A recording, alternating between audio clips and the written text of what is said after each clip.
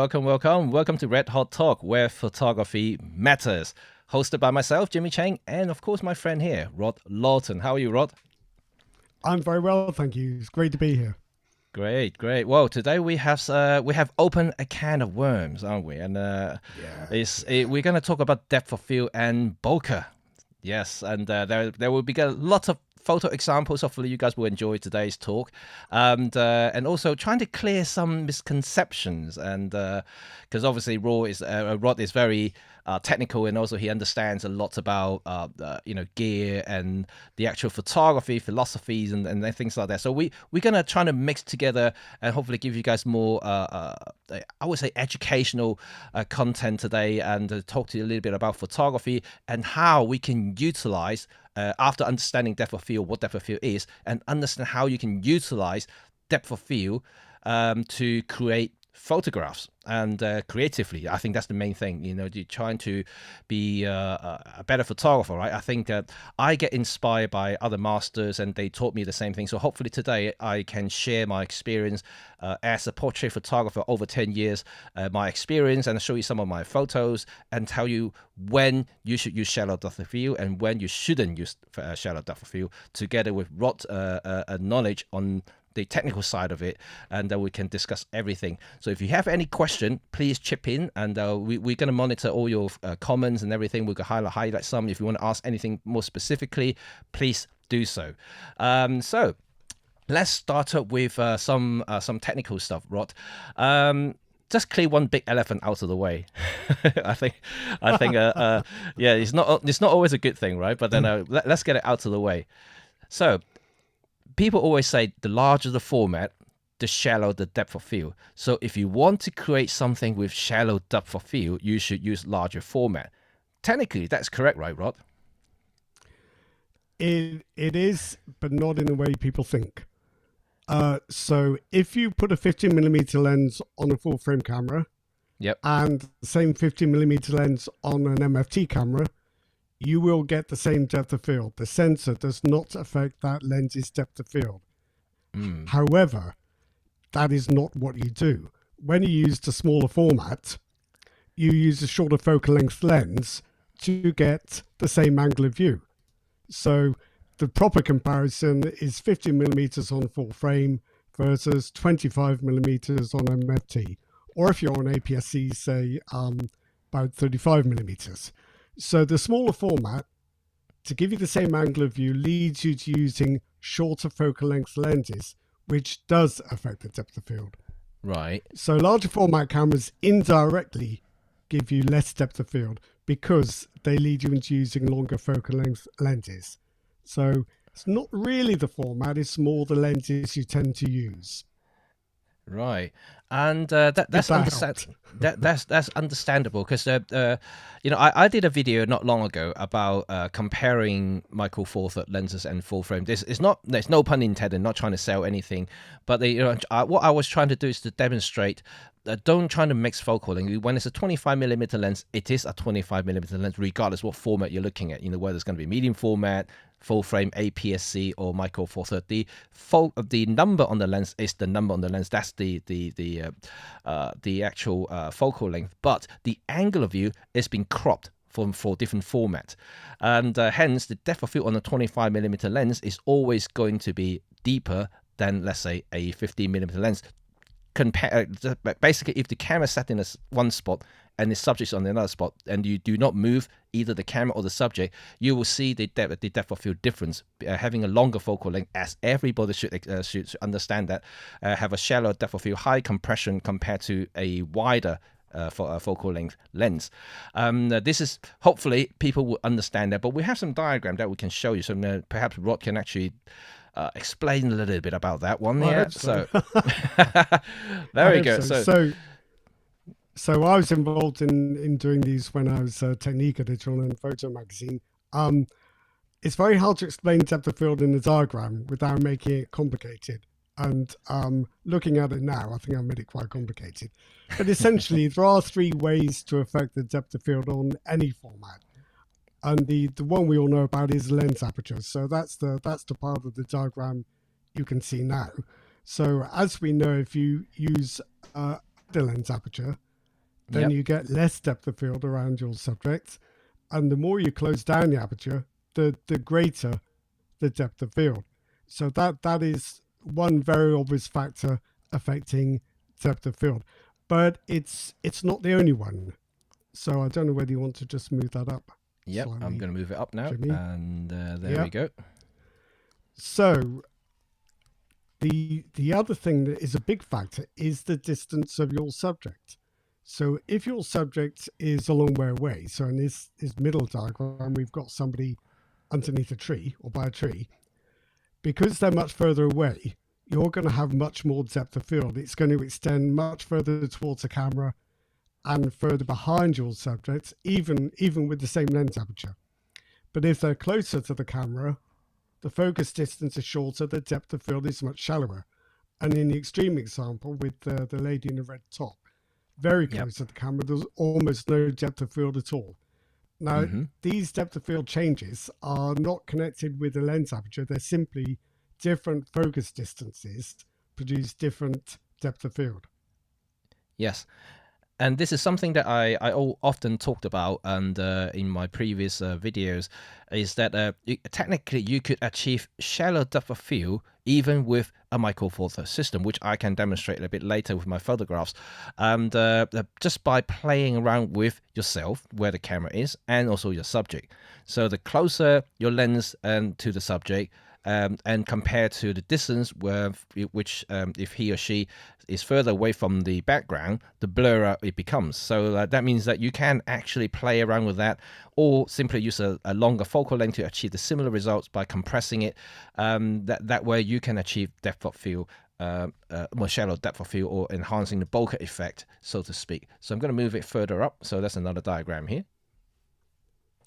So this is the third factor, the focal length of your lens. We've already touched on this when talking about the different formats. A longer focal length will give you shallower depth of field, which is why a larger format camera appears to give you less depth of field. It's because it makes you use longer focal length lenses. It's the focal length that's the factor. Yes. So it's the third of three factors, really: the lens aperture, the focus distance, and the focal length. So if you do want to isolate your subject, you're better off getting further away and using a longer focal length lens. If you're trying to get sharpness from near to far, you're better off with a wider lens and your subject nearer the camera. Yeah, there are different ways to play these factors off against each other, but the one thing I would say is that there seems to be a general assumption that the larger the format, the better, because you get this shallower depth of field effect more easily.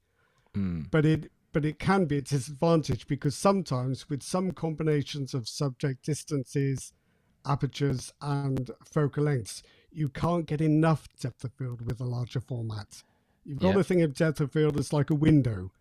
And sometimes a smaller format camera gives you the window you need. Sometimes a larger format camera gives you the shallowness that you want. Absolutely. The pros and cons to both. Yeah, and definitely something that I also in one of my videos, the merit of Micro Four Thirds has more in-depth discussions on the depth of field in my sort of shooting style, especially let's say in a wedding situations where often there are lots of groups together, so lots of people in different distances, and if we want to get them all in focus, sometime when I was shooting with the full frame Canon, and I often have to stop down to f8 if not f11 to get that sort of depth of field needed to cover everybody in focus. And the penalty, obviously, when you stop down to that sort of aperture size, you're losing a lot of light, and that means you have to either push the ISO very high or to use a much slower shutter speed.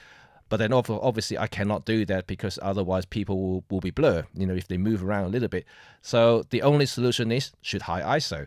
But on the other hand, when I was shooting with Micro Four Thirds, I could easily shoot with f2, f1.8, while I have enough depth of field to cover most of the subjects in focus. And I'll still be able to use ISO 400 to 800 maximum. But this is something that obviously depending on user case. And I can even tell you that in some cases, I love my full frame. Let's say if I'm in a very confined environment, and if I do want to let's say I want my bright to pop a little bit to have a little bit more shallow depth of field, a 35 millimeter 1.4, let's say, and will give me that sort of subject isolation, even in a wider setting. So this really purely depending on the situation, like what you said here. So there are confinements, there are restrictions on each format, and you can't discount one another. And depending on entirely how you shoot and what type of photography you do, because there's no right or wrong answers here. Like I said, no. I use Micro Four Thirds simply because it suits what I do as to make money from photography as a living. But there are obviously other, let's say, bird photographer or other photographer may prefer something else. Studio, office, commercial environment, they might need something else as well. Again, but for macro is one thing we haven't touched base on, which is something that I think that people often think that. Oh, you need a the 2.8 lens sounded really good, but 2.8 when you shoot macro distances, that you are looking at 0.1 millimeter of depth of field. So like you either do focus stacks or you have to stop right down and still have to focus stack. And to get the depth of field, you need to cover the whole kind of object or subject or insect, whatever you want to photograph, in close distances. But that also demonstrates the closer you shoot a subject, and then the background definitely will have great impact on the actual how blurred the background is. I think as well it does depend on what you're shooting. It's possible that we've used that same Canon 35 1.4 for DSLRs. I used it briefly. I thought it's a fabulous lens because it's great because you can get your subject pin sharp, but you can get their background just as defocused as you want it to be to get the right mood. That's all well and good. So this razor thin depth of field is fine if you're only photographing one thing. Yes. But in your example, as in your kind of work, I guess, what if you've got a couple and you haven't got time to get them to stand exactly side by side, or you're trying to shoot a line of people extending that's kind of not perpendicular to the camera. Absolutely. That's when, if you're shooting on full frame, you can run out of depth of field, whatever you do. So it's not as simple as saying bigger formats are best, because they can get you into trouble, just as a smaller format may not give you that particular look you want. Yeah, I guess two sides to this. Yeah, I guess like smaller format or deeper depth of field is more forgiving in terms of when you have groups or different lines of people standing together, or even one just slightly behind or slightly forward. You can kind of cover them at one time. And if you use a larger format, whether it's full frame or even medium format, you have to be very careful about your aperture setting, and because otherwise you might get one person in focus while all the others starting to blur out a little bit, and that won't look good from a portrait situation. So you have to stop right down again just to get them in focus. So shall we look at the other diagram that you have, Rod? Sure. Okay, let's do this one here. There we go. Other way round? Other one first? Oh, do you have another one? I think I just got this one. No, that's fine. That's fine. Okay. We'll stop with this one. And so the issue I think we have with depth of field calculations and the way diagrams show, like the previous diagrams that we looked at, they give you the idea that there's a sharp cutoff, so that there's a near limit of depth of field where your scene is sharp and any nearer and it's not, and there's a far limit where everything up until that limit is sharp and then suddenly it's gone blurry. That's simply not the case. So whatever aperture you use, the sharpness falls away progressively. So here's just a simple diagram to demonstrate it. There's only one precise focus distance in this diagram, that's on the tree. Okay. It's just whether things in front of the tree and behind it are sharp enough for your purposes. Right. And any depth of field calculation will involve a figure, I don't know whether it's still called this, the circle of confusion. The point at which a point of detail turns into a kind of softer disc because it's slightly out of focus. Now, this is a purely arbitrary limit. It's been chosen based on people's ideas of what they consider sharp enough based on how big they want to enlarge the print, how far they want to zoom in. And I think that the circle of Confucian size we use today came about in the days of film, when films didn't have the resolving power that sensors do now. So I think they are guilty of giving this idea there's a sharp cutoff when simply there isn't. So if you intend making, say, a 10 by 8 print, you can probably be much more tolerant about depth of field. You won't reach the limits. You'll reach the limits of acceptable sharpness over much greater distances. If you then blow it up to 20 by 16, you'll be able to see more clearly that the things nearer the camera are not as sharp as you thought, and the things further away are not quite as sharp as you'd hoped. And the blunt fact is that whatever aperture you use, only the thing you focused on will be critically sharp. Everything nearer or further will be less sharp, and you have to decide how much unsharpness you can accept. And that does change. And a good example is that for those who are the digital era people, not saying that we are you guys are young, we are old, and but just for an example, when a lot of us now consume photographs digitally on the smaller screen, whether it's going to be a smartphone or iPads or whatnot, you will find one thing. Let's say if your photograph is actually not that sharp, but when you look at it from a phone screen, let's say, an 6-inch screen, you will find everything looks decently sharp. This is the kind of thing we're talking about. And suddenly, if you blow it all the way up to an 80-inch 8K monitor or something, or even like a large print, like a canvas, you then start to notice, oh, that is not quite sharp, oh, that is not quite there. And this is something that's about perceived sharpness as well, isn't it? It's basically how you see things, and then you you'll be able to discover exactly where the focus point is, just because you blow it so big. But in a smaller thing, and that just because you can't really see that sort of detail, or the display basically reaching the limit to resolve the amount of details that can resolve, and then that means you can't actually tell whether he's in focus or not. I think as well the fact that so many images are viewed on Instagram, on a small screen, in order to create this popular shallow depth of field look, you have to exaggerate it to a ridiculous degree. And if you then try to print that image, you think this isn't working. Is that why everybody getting this 1.2, 0.095 lenses? Well, you tell me. I think it's a thing though. We look at stuff on the screen, and sometimes you have to really exaggerate this shallow depth of field effect to make it pop on a screen. In a way that you wouldn't if you're making a print. Right. Okay, that's interesting. Hopefully, a lot of you get a little bit of that, and so we got a couple of examples here. So a couple of questions and comments. Let me just highlight one of them before I start showing my images. So first of all, I think Victor, and oh, by the way, hello everybody. Thank you for joining us. And so let me just pull that one out here. So Victor said, how much unsharpness is unacceptable for group shots? Or rather, how do we determine that? And does a good moment outweigh a technically okay image? Right, that's a good question. That's a very, very good question.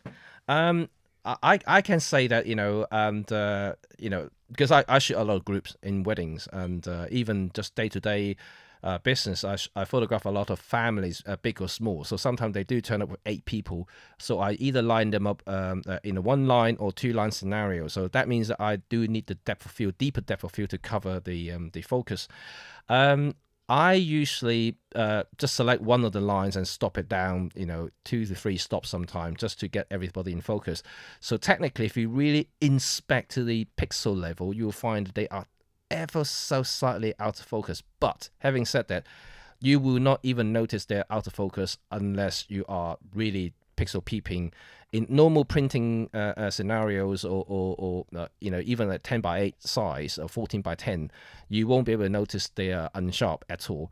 So to answer your question, what is unacceptable? And I think that when unacceptable means that you actually see them completely soft, basically out of focus. That's unacceptable. I cannot give you a figure in a way, because it's depending on your focal length that you use, depending how the distance are. So it's really quite hard to answer with a definitive answer. So I think that you may have to just practice it to see whether a photograph that you've done is completely soft. Let's say some of the people are completely soft. That means that you do need to have greater depth of field to cover those. So next time when you shoot a similar photo, similar distance with the exact same focal length, you know that instead of choosing 2.8, you may want to stop it down to 5.6 just to get a little bit more to get more people in the focal, in the sharpest range. And then to your second question is, how do we determine that whether it's a good moment outweighs a technically okay image? That's, to me, the moment always outweighed everything. If you captured a good moment, and unless you can't recognize that the subject, if that would be too blurred, then it's not a really good picture. But as long as you can still see the person and or subject that you want to photograph, a good moment always outweighed everything. And I think because that's where you can see the story. That's where you can see what's going on. So that is very, very important. So that's a very good question, I think. And but there are questions. There are two things there. It's difficult to give a precise answer, isn't it? I think for group shots, you probably need to be led by your clients and what you think your clients expects, and just get a sense in the course of your work of people's different technical standards. Because I imagine when in your work, Jimmy, you look at images more closely than your clients do. Your clients will be mostly concerned about the moment. Yes, so if to be honest, if there's a slight softness in the line, they probably won't notice or care. No.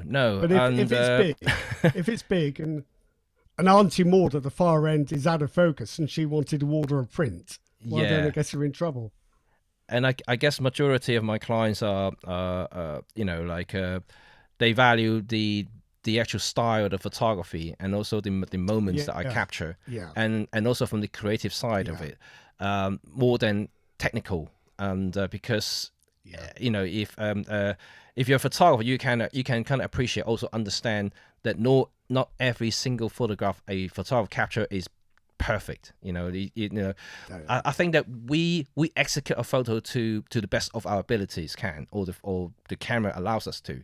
But in sometimes that it just simply things that we cannot control, especially when I photograph outside and light change like basically randomly, and sometimes I could have one setting that works perfectly for that lighting in that split second, but then just when I just about to click the shutter button and the light change, or something blows, the wind and things like this, just mess up the whole photo.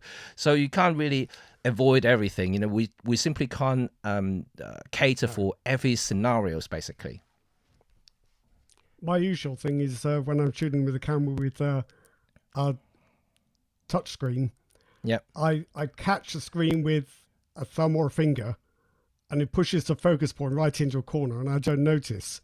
So I'm shooting where I think, oh, where's my focus point gone? Never mind, carry on. And then it's down in the bottom left corner or somewhere equally stupid. So things do happen. So you do have to be careful where you're focusing. But that is another aspect of depth of field. You have to focus at the right distance to get the most out of it. Absolutely. You have to pay attention to that. You can't just bash away an F16 and think, it's going to be fine, because it might not be. Right, so just to show you some of my example shots now, so hopefully give you a better understanding exactly what I was doing, and so you can understand a little bit about how I shoot and when I use shallow depth of field or not. In this particular photograph here, this is obviously you can tell it's a wedding. One thing I always emphasize to any photographer is the use of light, and still, like bokeh or depth of field is kind of, to me, is still secondary. You know, you need to look for the light, and light always creates a photograph. Without it, you can see in this particular photo, it's almost like a low-key photo in a way, because everything is dark in here.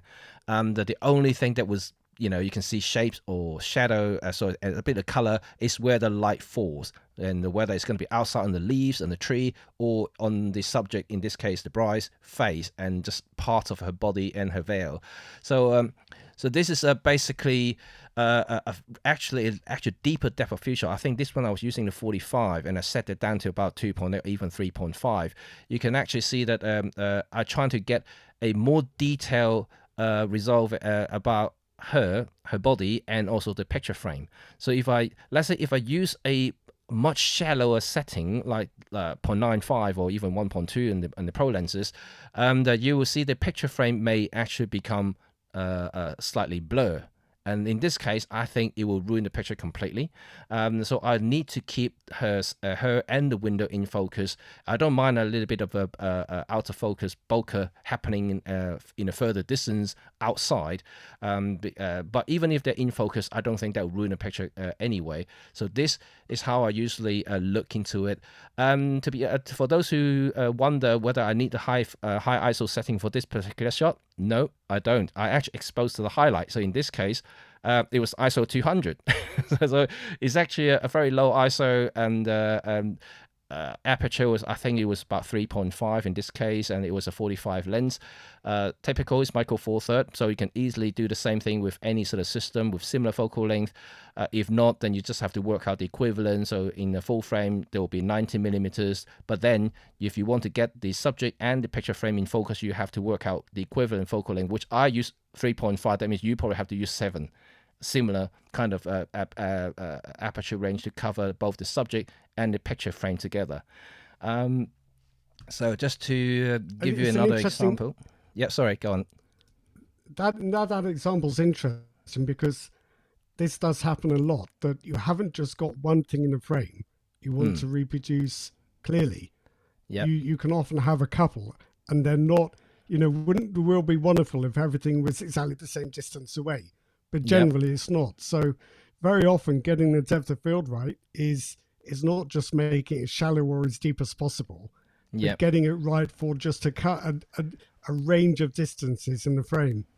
It's can be quite difficult to work out, but worth the effort.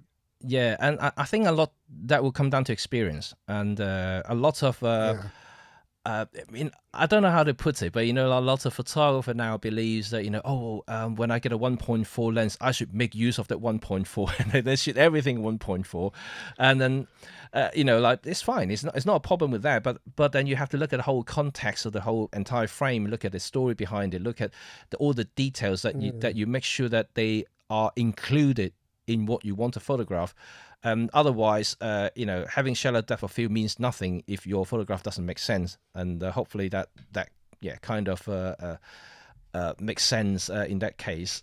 So let's just show you another one. So this is again, and obviously you can see that I did use slightly shallow depth of field, although I did not shoot once again wide open in this case. So I want to see people's faces still, even though they're out of focus. But you can clearly see where I'm focusing. I'm focusing on the bride and groom, and even the priest right in front of me is slightly out of focus.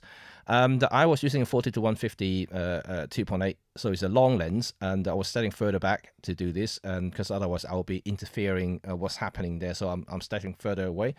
But instead of choosing the 2.8 setting, I stopped down once again to 3.5 f4 in this case, and because a lot of people would let's say if you use a full frame 2.8, and then you can probably not be able to read the faces or the reactions from the behind, or the people behind them, and in that case you're probably missing the point of the witnesses and all the guests are there.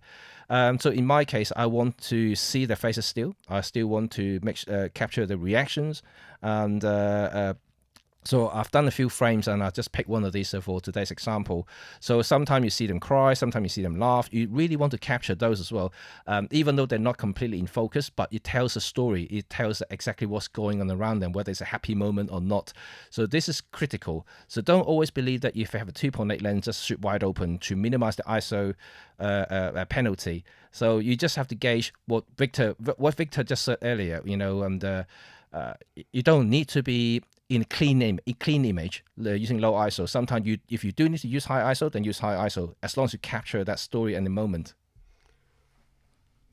I think with this particular image, I have a notion that if this was shot with much shallower depth of field, that the clergyman in the foreground would turn into a vague blob that would wreck the whole image. The fact that he is recognizable, but less prominent, is the key. And I think the same applies to people in the background.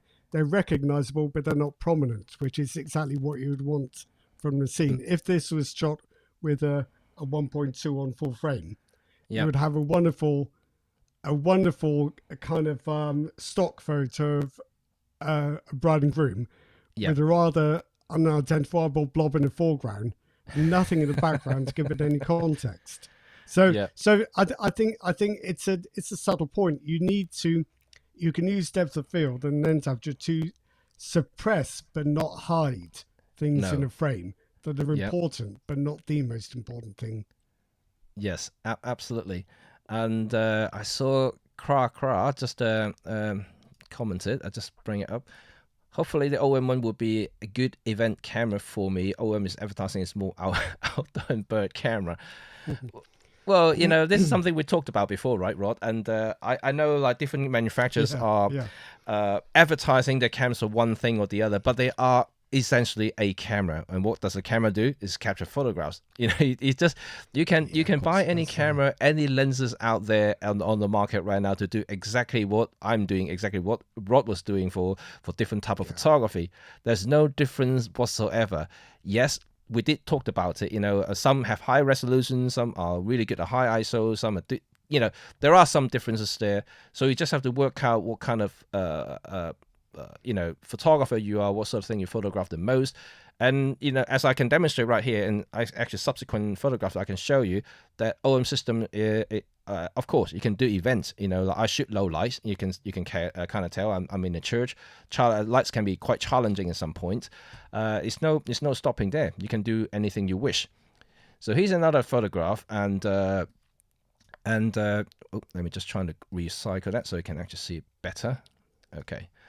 So this is a very lovely countryside shot with the bride and groom, and I was actually one of those guys way back when I was using full frame and like to shoot everything wide open, and I later learned that ultra shallow depth of field is not everything, and I actually often think that it ruins my photography because a lot of the couples couldn't remember where they were because they can't really see much apart from in this particular case, let's for instance, using this case, this photograph as an example, if I use a very shallow depth of field lens and somehow to manage to blur the background really like heavy, and then that means that you won't be able to see anything, and so you won't be able to make out the trees or the hill behind, or it may look kind of cool, but the cool kind of effect is quite it's more like a novelty, and it soon wear out, and I think that the important thing for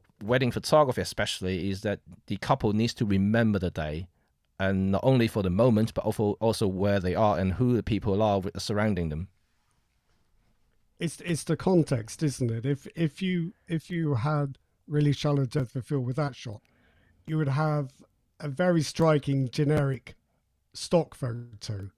Whereas if you can preserve a little of the background, you're giving the thing context, so that when people look at this picture, they can make out the building behind and remember where it was and the road that they came down, and the other things in the scene and the venues. So I think very often you do need some context to add a bit of meaning to these things. Yes, you do. You can't, yeah. Yeah, and I mean the only thing that I would say that if I want to blur everything out is if there is a lot of distractions at the back. Let's say if something's going on behind them. If you're in a car park. Yeah, in a car park, if you and have to, yes, something like that. Yes, you know, obviously I'm showing you some nice photographs here, and you know, I have to also be honest that, you know, not always I will have nice backgrounds and nice venues to shoot weddings, and that in that case, and I will do the slight opposite, and I will try to do things creatively and make a photograph work by you know, using shallow depth of field, using the light to shape the subjects to create something that looks more artistic than it actually is, because the venue just may not be as glamorous, let's say, and as some others. So as a photographer, you have to make use of the tools that you have to create photographs. But like I always say, lighting is very, very important in any situation. Similar to this, and so in this particular case here, you can actually see that I don't use shallow depth of field. In fact, this photograph actually photographed 5.6 or even 6.3, and so there's no shallow depth of field here, but this is portrait. So like, I always say that, you know, you don't need shallow depth of field or using wide aperture settings for any sort of portrait work, depending on really the context where the frame matters. If you go to a lot of the portrait galleries, and National Portrait Galleries are one of the good places to visit, you see some of the photographs that they do in there. A lot of them, if not most of them, are shot with literally very small aperture setting. They want to get the background involved. They want to get a lot of details surrounding the subjects. There aren't really many that using shallow depth of field. This is something that people should go and see and actually learn from these photographers. And why do they do that? Because I think that people always misunderstood about depth of field, because they only think about one thing, is to get rid of distractions. And it's always a term that everybody uses, right? But I think maybe you can create a distraction by having this shallow depth of field. So in this example, if you'd use very wide aperture, your subject's left and right shoulders would be out of focus, wouldn't they? Yes. And I think that would bother me more looking at it than them being sharp. I would want them to be sharp. I wouldn't want this shallow plane of focus. So shallow depth of field is an effect that can be very striking, but also can be distracting. It's very stylized, isn't it? It is. I mean, if your technique is no longer invisible, it's a trick that's very obvious. Oh, hang on. Let me just get the other one out, and there we go. So this is an interesting one, and so I also, so we just talked about you know, using depth of field or shallow depth of field to remove distractions, and this time I'm using depth of field to create focus. So this is a one way of doing it, and so you can see the straight line there is actually the table frame, the actual coffee table frame. It's got glass top, so you can actually see through it. So what I did was I use put the camera underneath it and to shoot upward, and obviously the frame will become blurred because it's so close to the camera. And in fact, this shot was done, I think it was about 3.5 f4 in this case, and so you can kind of see where I'm coming from. And you can use depth of field creatively, but not necessarily need to shoot wide open all the time, depending what sort of situation you're in. And because when the subject, like, you know what, Rod's diagram that we showed you earlier, the subject, when it's very close to the lens, regardless how much you stop down, they're still going to be out of focus. And this is the prime example of that, because the table frame was so close to my lens, and it just blurred, even though I shoot f4 in a micro four third lens. So like so you can see how this could to mean to your lens in terms of depth of field. But in this case, I do use the table frame to kind of create a window for the bride getting ready. So I use the depth of field, or the bokeh in this case, to kind of create a window for that particular shot. So you can kind of do this kind of things to slowly train your eyes to use depth of field or shallow depth of field or bokeh to create a point of focus, you know. And we talked about last week about leading lines, about compositions, and bokeh is actually one of those tools that you can employ when it comes to leading viewers' eyes to your subject. I think before we go very far with that, Vector's made a point that I agree with. We probably shouldn't confuse bokeh with depth of field, because they're not exactly the same thing. No. So my understanding is that bokeh is the quality of out of focus areas. It is not this. It is not simply being out of focus. It's interesting. About 5 years ago, if you asked me what bokeh was, I would have had to go and Google it. But it's become a big thing these days. So as if we're not sufficiently fixated on shallow depth of field. No. Where things are out of focus, they've also got to look out of focus in the right kind of way. Yeah. So heaven forbid you have onion skin bokeh or cat's eye bokeh near the edges of the frame, or bubble bokeh or structured bokeh. It's become a thing in itself. But it is. Just going back to this image very briefly, I think this has got very little to do with the sensor format. This shot probably would have looked similar to this, even on a smaller sensor than MFT, because while the sensor format does affect the depth of field you get, the other factors, how close you focus your focal length, they're far stronger factors, in my experience, than simply the size of your camera sensor. It's how you compose the shot makes all the difference. Where you stand and where your subjects are with relation to each other. Yes. Even if you have absolutely. to get under a table to prove it. Yeah, well, at the end, like I always say, photographer makes the difference, right? It's not so much about the camera. And and like you said, I can actually do similar shot with my iPhone if I really want to. And you just have to kind of work out, where you put the phone, I mean, it's not a difficult thing to achieve, but what I'm trying to say is that don't try to always believe that shooting wide open using shallow depth of field to create a portrait, because at the end of the day, there's much more than just shallow depth of field or bokeh. I'm using these two terms like exchangeably at the moment, because you have to stop. You have to stop, Jimmy. I know. I need to stop. I need to show more photograph now. So the next shot. Oh, all right. Okay. There's a gentleman here. So that's another example. In this case, and is a shot with absolutely no shallow depth of field at all. This is actually shoot at f6.3 or f8 even, I think. I can't remember exactly what setting it was. But I'm just simply using the light, the texture in the frame to highlight a portrait. And so once again, another example that so I can tell all my students whenever they come to my workshop is that you really want to make sure that you understand depth of field properly, and when to use it, when not to use it, what is a good photograph and what is a bad photograph, because a lot of people, they don't quite get to that sort of level, and then when they're starting to mess around with the settings, they understand exposure triangle perfectly. Don't get me wrong, they all understand them, which is good, but then they often don't understand the relationship between them and how they can actually affect the picture's outcome. And not necessarily about exposure, and it's more about the execution and how the final presentation of the photograph itself. If I shoot, let's say again, if I shoot this with an 85 1.2 from a full frame, really shallow depth of field lens, the stairs will become out of focus, and it actually makes it worse in this case. So you really want the stairs to be in focus to my eyes, and because the stairs in behind the subject, it actually creates the texture, and that generates interest.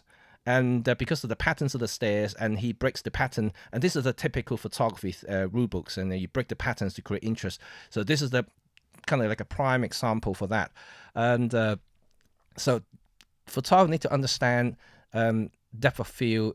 Shallow depth of field is only one aspect of it, and you can use it creatively, sure, like I just showed you.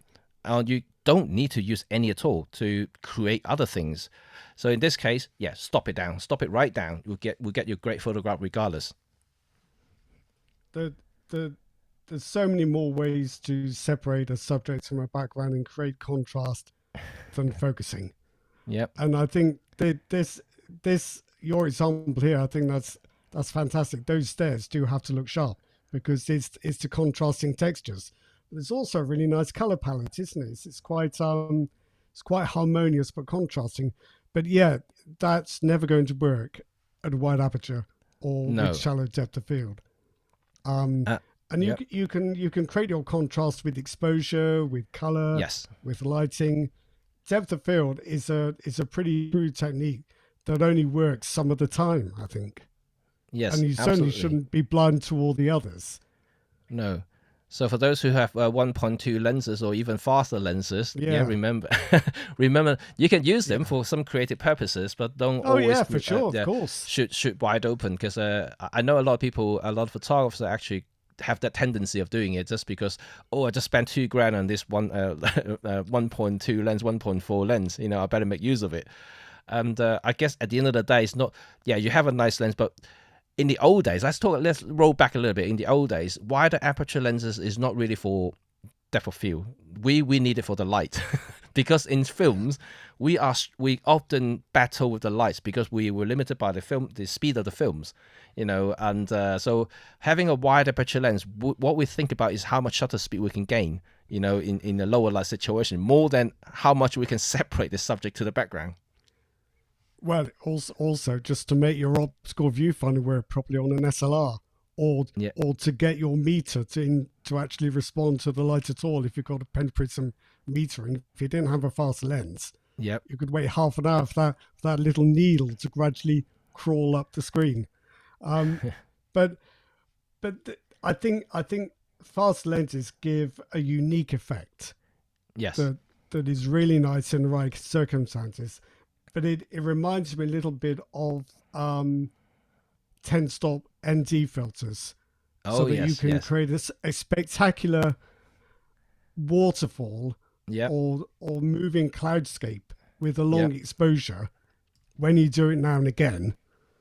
If you start to do it for every single image, as we tend to see these things going crazy on Instagram or what have you, you get to be sick of the sight of it.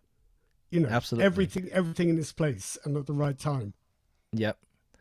So my next image now, I'm talking about that. Now you can see that I have separation here. So if it kind of like expand a little bit, just a bit bigger, so you can actually see that there is separation. So the focus area, obviously the subject, but the background is slightly blur, not completely blur.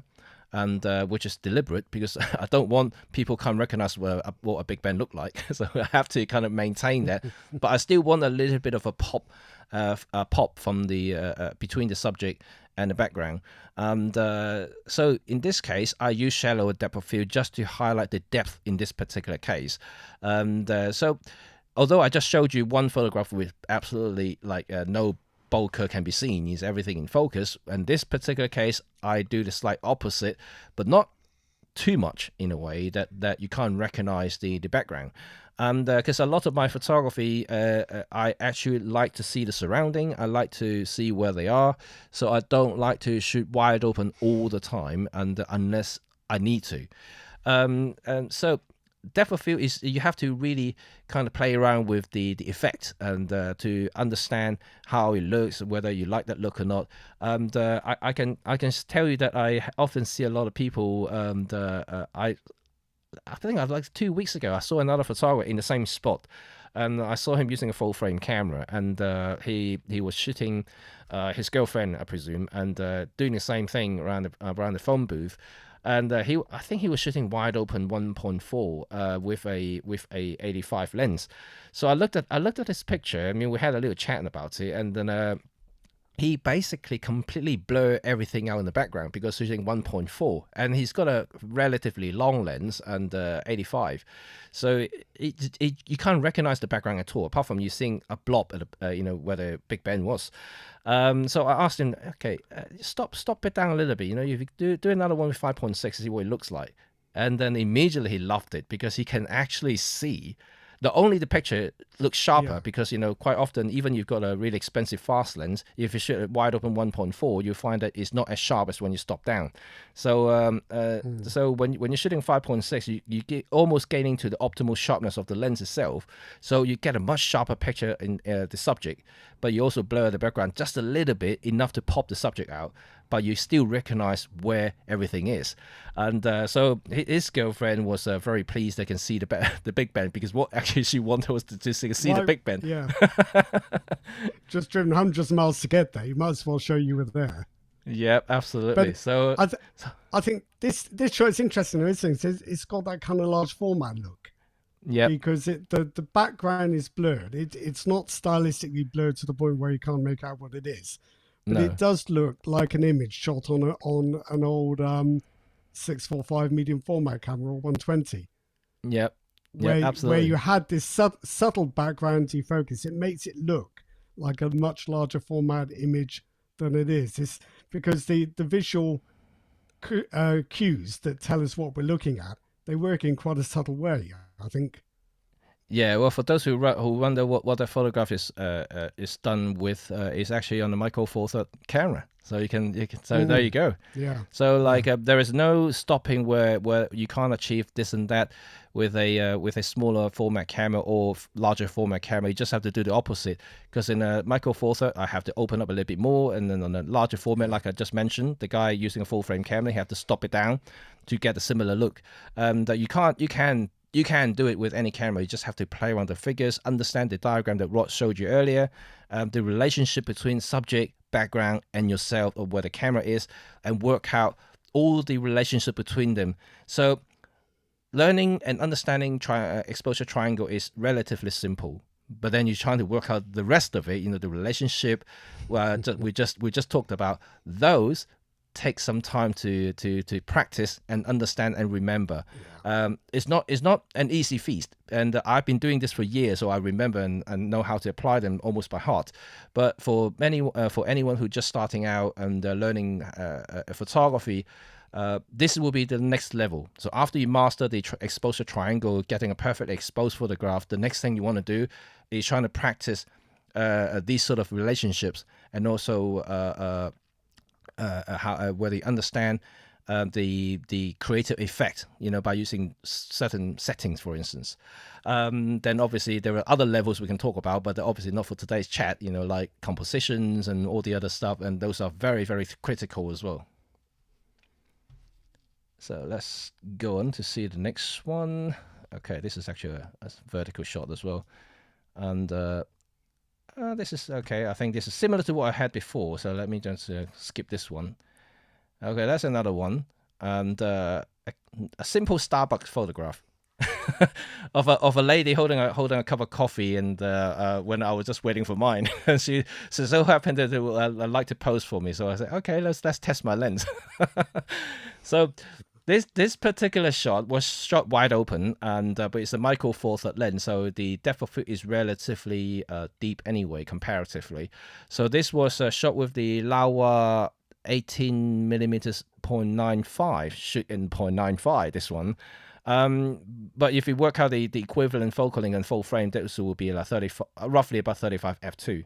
So it's not particularly shallow, but especially it's a wide angle lens anyway, so you won't get the usual kind of shallow depth of field look. But it works in this particular case because all I need is just to blur the background and the foreground just enough to pop her out in this particular frame. And so you once again, you know, like depending what sort of situation you're in and how much blur you want, right? And Rod, because I think sometimes too much blur can ruin the photograph. And you can kind of imagine if this shot, let's see if I punch in a little bit. So if I do a photograph like this close, using a longer focal length, a 50mm equivalent of full frame, or even 45, sorry, 85, and then I'm not entirely sure if you want to blur the background too much, because then otherwise all you see is just the haze behind her and nothing else. I think you've demonstrated something there just by zooming in that's easily overlooked. If you come back out again so you can see the full image. Yep. that background doesn't look very blurred, does it? It's blurred, but not very blurred because it's like a mobile phone sized image. Yep. If you zoom in now, as if you're looking at a much larger print, you look at it and say, oh yeah, that's really blurred. It's almost like you're looking at a different picture, but all you're really doing is looking at it at a different size. So I think this is what worries me about Instagram. Everything has to look good small. Yeah. But in fact, if you reproduce an image at the size you might want to put it on your wall or even on a big screen, suddenly what didn't look like very much blur at all is actually quite a lot. Yeah. So I'd say that background is quite blurred. It is. Yeah. And but it probably doesn't need more. No, I don't think so. I think let's say if you use a full frame lens and stop it all the way down, wide open, and then get all this basically complete mess, just almost like one layer, and it would look meaningless to me because it's just her and nothing else. Yeah, and no context. There's no context there. There's no texture there, and because I like to see like basically all different shadings and different colors behind, and even though they're blur, but I still like to see the patterns behind. So like if I zoom back out again, and it makes the whole photograph looks more interesting, and than just one blur. And you can do if you blur everything out, you might as well do it in a studio or just with a blank wall in that case. So it sounds to me like there's a bit of a theme here that it's not about getting maximum blur, it's about getting enough blur of the right sort. It's about controlling blur, not maximizing it. Yes. So that's another one. And another family portrait I've done recently. And this case, I did blur it out a little bit. I did shoot the this is the 25mm 1.2 Pro shot with f2. I think it wasn't particular wide open. I think it's 1.8 f2. Can't remember exactly. But this is another thing. If I zoom it a little bit closer, and the reason I had to stop it down is I've shoot wide open 1.2. We kind of talked about it earlier. Like because you can see the mother and the two kids is slightly in a slightly different focal plane. So if I shoot at 1.2, the mother might be in focus or the daughter might be in focus, and then the others will be out of focus, and I can't do that. So that means I need to stop the lens down to make sure that I capture all of them in focus. This is also another thing that I remember that when I was shooting with full frame, and I often have to do this shot with a 5.6 aperture setting or even slower and 6.3 just to make sure that everybody is sharp, and guess as a professional, I have to deliver the goods, and this one thing that I always have to make sure that I can deliver. So I can't afford to have one person focus and the other one is not. And when I have a group shot like this, I need to make sure everybody's looks presentable, and also still have enough kind of pop behind it. So you have to kind of gauge yourself in your settings and your distance and everything else, everything that we just talked about basically, to make sure that you can apply that knowledge and experience in this sort of photograph. And don't forget, a lot of the cases when I do this photograph, I only have a few seconds to do it, and so like you kind of have to do it fairly quickly and know exactly what you're doing. Did you focus between their faces, or did you pick one or the other? I usually focus on the mother, and then so the person in the middle, and then cover the others with enough depth of field. Yes. Yeah. So that's an interesting question actually, Rod. If you use a face detect, and the funny thing is the system would actually pick the closest face to focus. So I don't know. I'm not entirely sure on the other system, but on the OM system or Olympus cameras, I often find that if I enable face and eye detect, the camera would choose the closest face to focus. So what in this particular case, I actually switch it off, and then I just choose my focus point. So I point it to the mother, and I just change the aperture setting to cover the depth of field. Yeah. It's interesting as well, isn't it? That because with the subject as close as this, getting shallow depth of field is not a problem. It's all about controlling the depth of field that you want to have. So Yeah. You could look at this and say, oh well, obviously that's shot on a full frame camera. Well, no, it's just that your subject is quite near, and as we saw Yes. earlier, the Exactly. nearer your subject, the shallower the depth of field anyway. Yes. Yes, and because the background, the trees is so far away, that's why they look really blurred. Yeah. Yeah. And let's go back to that basically that diagram that you showed earlier. Like, let's go back to here. So if the subject's very close to the camera and the trees behind, and that's when that is become really blur. So like this demonstrated quite perfectly. So the woman in the blue top in the middle of the set of three, she's quite close to the camera, and the same aperture. There's really not very much depth of field. So that the tree a long way behind is going to be completely blurred. Yes. It's how you juggle your subject and the background, which can control the background blur. It's not just a question of lens aperture. No, that's right. Okay, let's look at the next one. Okay, this one is a 45 1.2 Pro lens, shot at 1.2. This one. So no, 25, not 45. 25 1.2 shot at 1.2. So this is actually a typical one. So in this particular case, I did try to blur as much as I could, just to get enough shapes and colors to focus for her.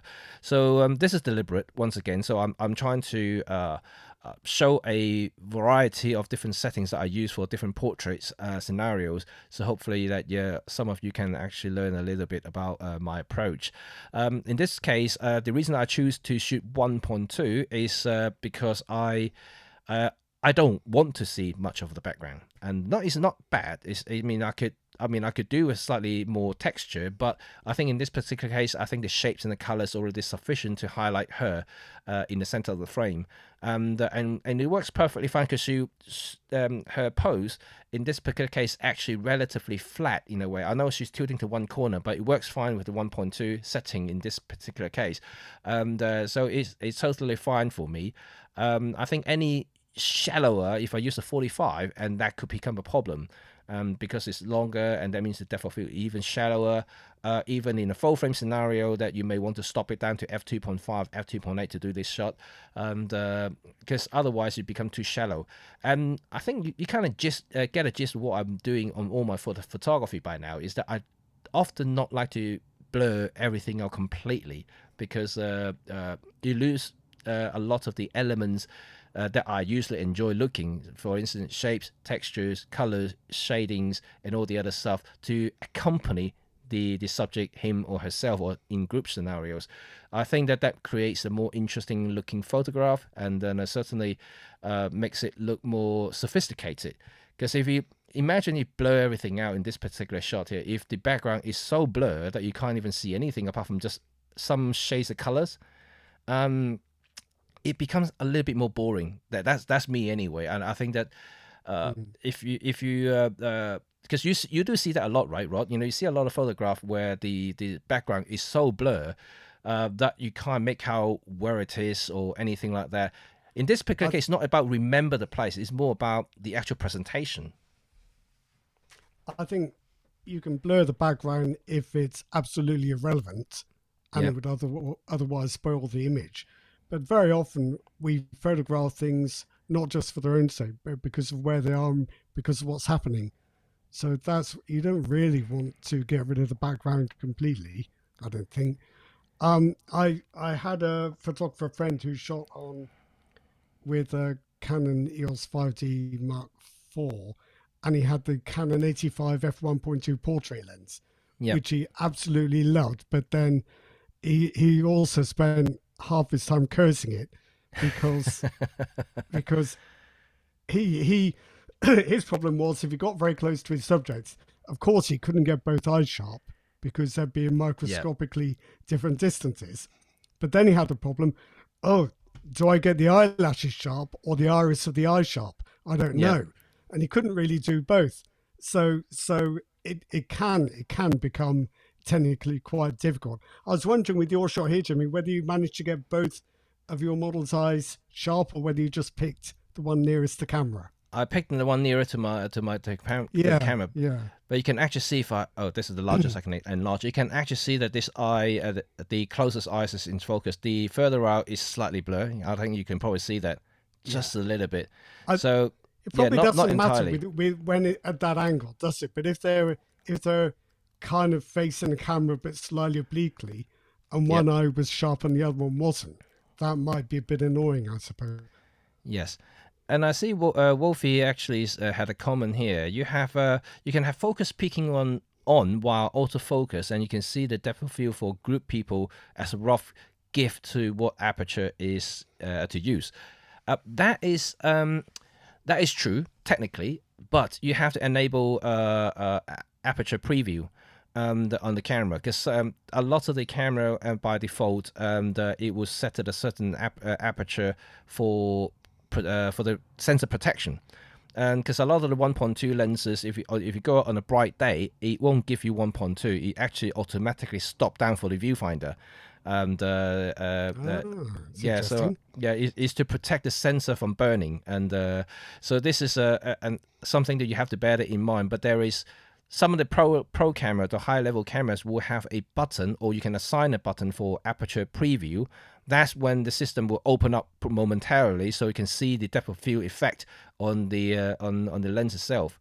So if you want to use focus peaking for that purpose, you really need to make sure that you have that enabled, so you can click on the button temporarily to check focus if you want to. But again, this is an aid that you can employ to check focus. But you just have to eventually, you would really want to do it almost like by heart. And in that case, the more you shoot, the more experience you have. And then when it comes to this sort of situation, you know exactly what sort of setting you will need. And by then, you can forget about any other focus peaking, because anything that you employ as an aid is an extra step. And any extra step that I employ wastes more time. And if I waste more time, I could potentially miss the shot. And this is something that I often don't want to do. And I just shoot with my kind of instinct in a way, and when I hold the camera up to my eyes, when I see something that I like, and I just click it basically. So I think on Olympus cameras, you can sometimes get the opposite thing as well. You might know this better than me, Jimmy, but I think, except in those circumstances where they're protecting the sensor, the viewfinder and the rear screen will always operate wide open. And the only time you get a proper sense of the depth of field that you've captured is on instant review, when the camera plays the image back. So you can look at it and you think, oh, I can't get enough depth of field. Well, you won't unless you use the depth of field preview, which I think you've just mentioned. The real thing to look at, if you don't want to engage or get involved in that complication, the thing to remember is to look at the photograph after you've taken it, to get a proper understanding of the depth of field. You won't always get it from the viewfinder or from the screen while you're composing the shots. No. Absolutely. And the next shot, which is the complete opposite.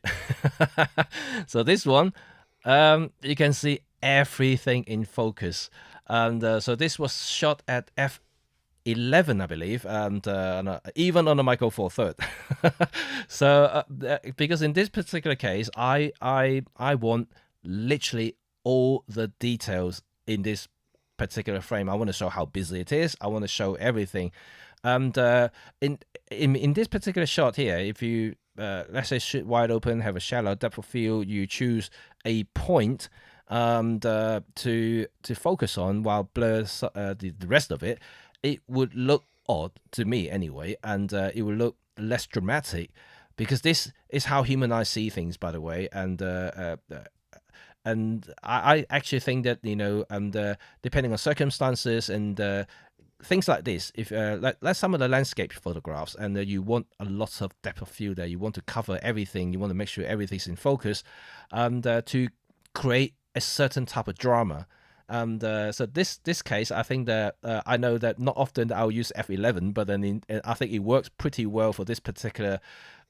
In this particular case, it was Chinese New Year's. I want to show how busy it is. I want to see all the lanterns on the top.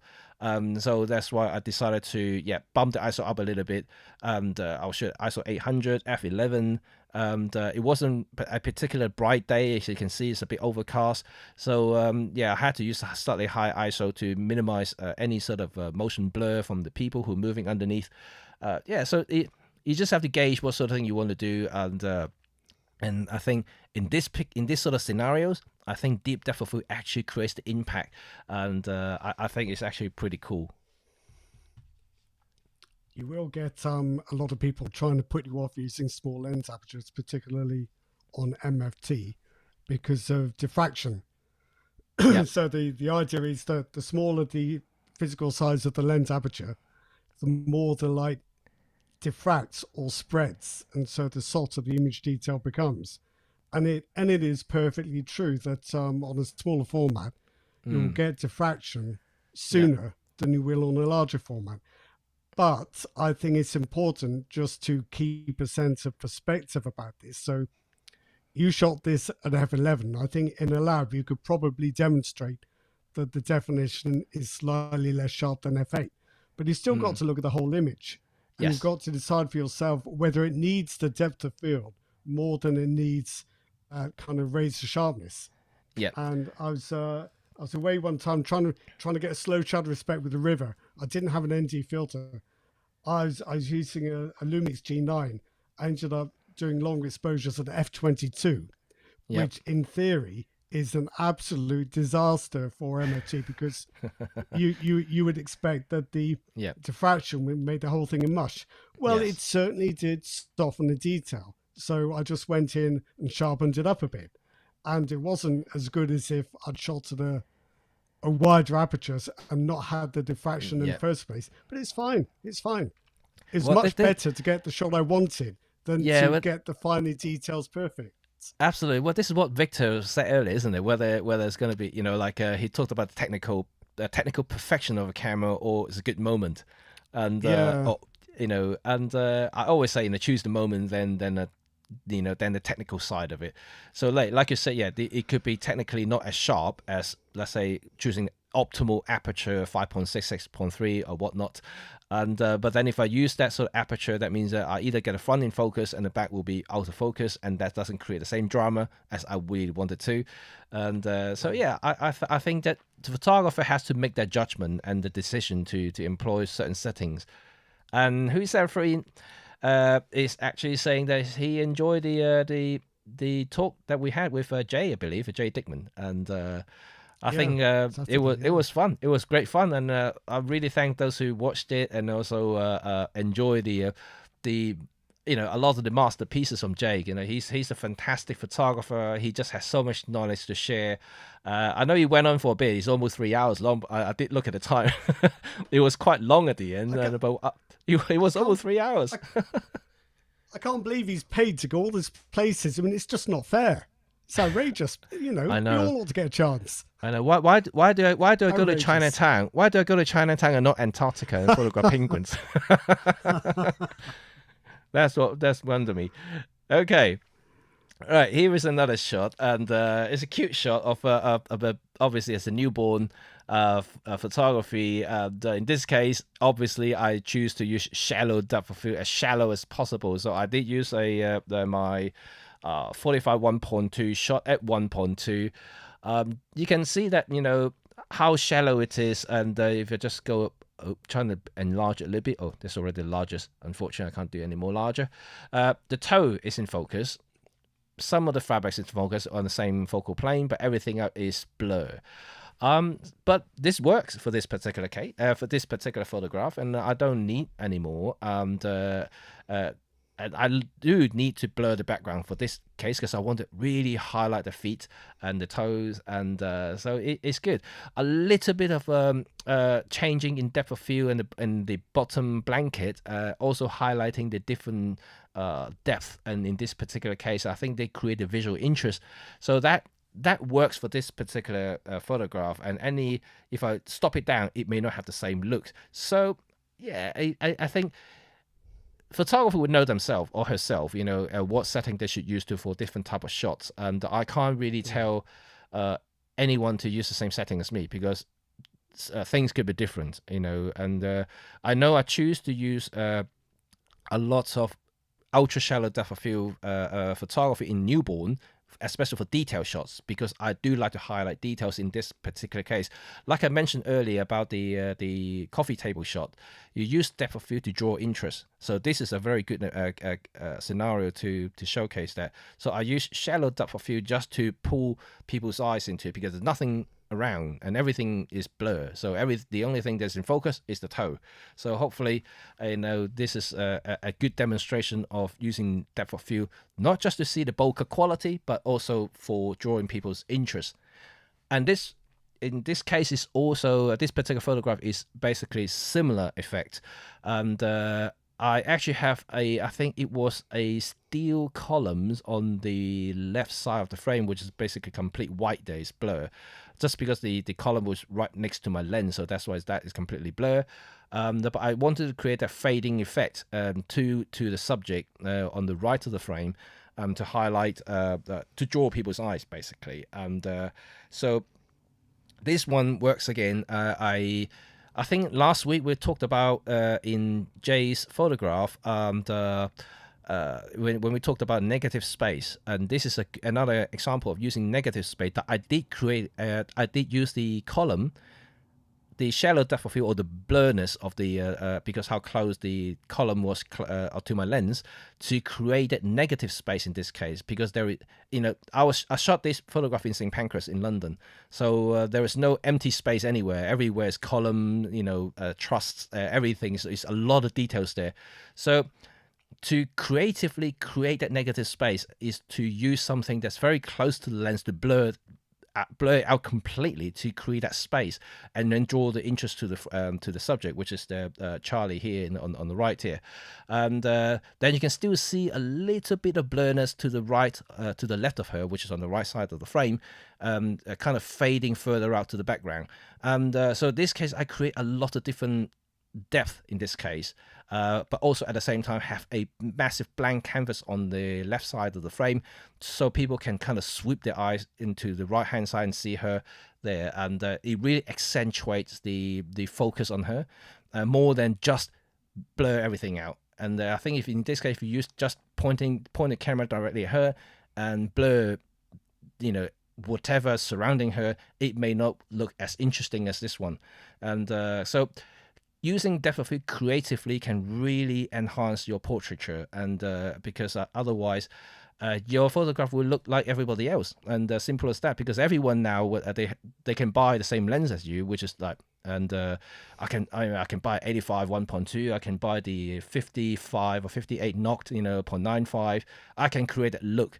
Everybody can create a look nowadays, but to create a photograph, only you can, because you have the eyes, you have the creativity.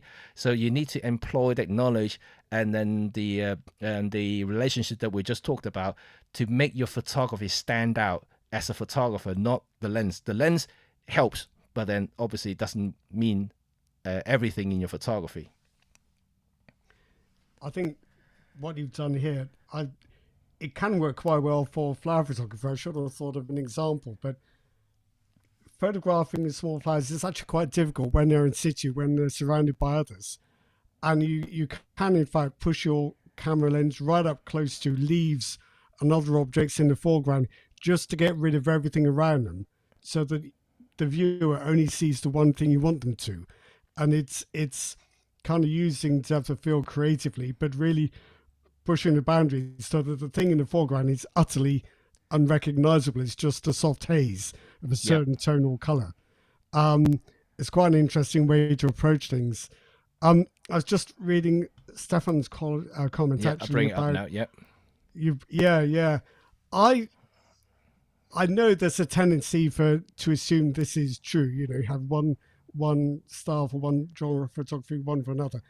I don't think I could personally agree with that. I think you can use any style you like in all of these genres. Yeah. I think your portrait examples show that sometimes you want the background as a context. And I think in this example, I would say you could approach street photography in a very similar way. It's an extremely effective way to photograph a subject on the street, where that person or that object is the only thing you want people to look at. So I don't know. I think people try to simplify different photographic genres by attaching techniques to them, but I don't think I could go along with it. Yeah, I mean, I think my take is that like I always said throughout the whole chat today, is that use your depth of field creatively to draw interest and create the actual visual interest to the frame. And I have demonstrated a certain shot, even portrait that I showed you here. Sometimes I use shallow depth of field, sometimes I don't. And I'll give you another example here, which I actually stop it right down. So like this shot, everything's in focus, so I don't need to use shallow depth of field. And similar to what what I said before with the groom shot, and I keep the background in focus, and just because it creates a texture. So this same thing goes with street photography. Sometimes you can use shallow depth of field if you can. If you're not having a deeper, I think a lot of people's perceptions of street photography using deeper depth of field is because a lot of the old masters, especially during the film era, they were shooting manual lenses just like what Jay did last, and a lot of them will employ hyperfocus, so they often stop the lens down f8 to f11. Yeah. And so they just zone focus them. Yeah, I think this is what's happened. That the style of photography has evolved in a certain way because of the limitations of the equipment and the simple fact of how people had to shoot these images back then. And that somehow evolved into a set of rules about how these images should look, which is a step too far, really. I think things change. Cameras change. You don't need to use zone focusing anymore.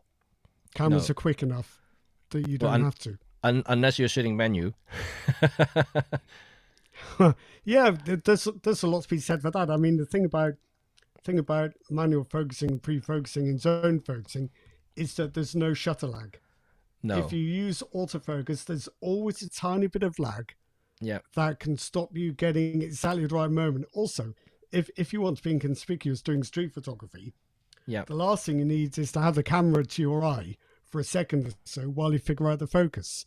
What you really want to do is have the camera to your eye and back down again before anyone has even seen you do it. Absolutely.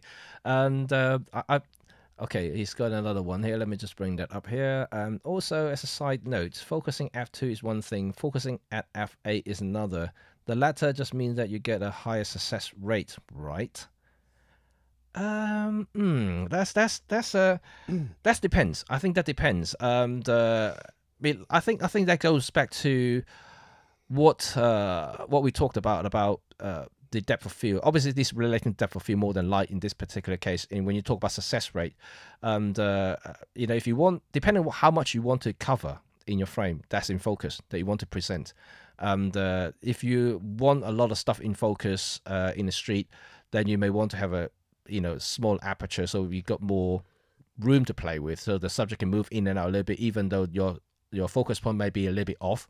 And so it kind of depends. I mean, but like Rod just said, in modern day photography, modern digital cameras have enough AF performance to actually do even wider aperture settings nowadays. Even f1.8, 1.4, you have subject trackings and everything. All those actually really do help, and on moving subjects or random situations. So I guess it really depends. But let's say if you just suddenly notice something, you want to pull the camera out like a gun, like one of those cowboys, and pull it up to eye level, just basically snap. Where'd you keep your camera? Just in that scenario, and perhaps having an f8 or slower aperture may help, because it's such a spontaneous action, and that may actually help. But then again, depending on whether your camera has reset the focus to infinity or whatever, because sometimes the certain cameras, when you switch on and off and you reset everything, I think you can set the camera not to reset the lens again, but in some cases, also depending on focal length, if you got a longer lens, that means your depth of field is shallower, and in that case, that it could still be a bit of a risky move. But in a wider lens, yeah, for sure. If you got 35 full frame or 17 in the micro four third, if you set it to f5.6, f6, you can capture most of the stuff in focus without having to worry focus too much, I guess. Yeah, I think it depends on your style and how it matches your instincts for photography. If your particular style and skill is suddenly seeing an image Yep. that will not wait, then I think why not why not pick a manual focus distance and shoot at f8 and assume it's going to be near enough. At least that way you can Yep. capture an image instantaneously.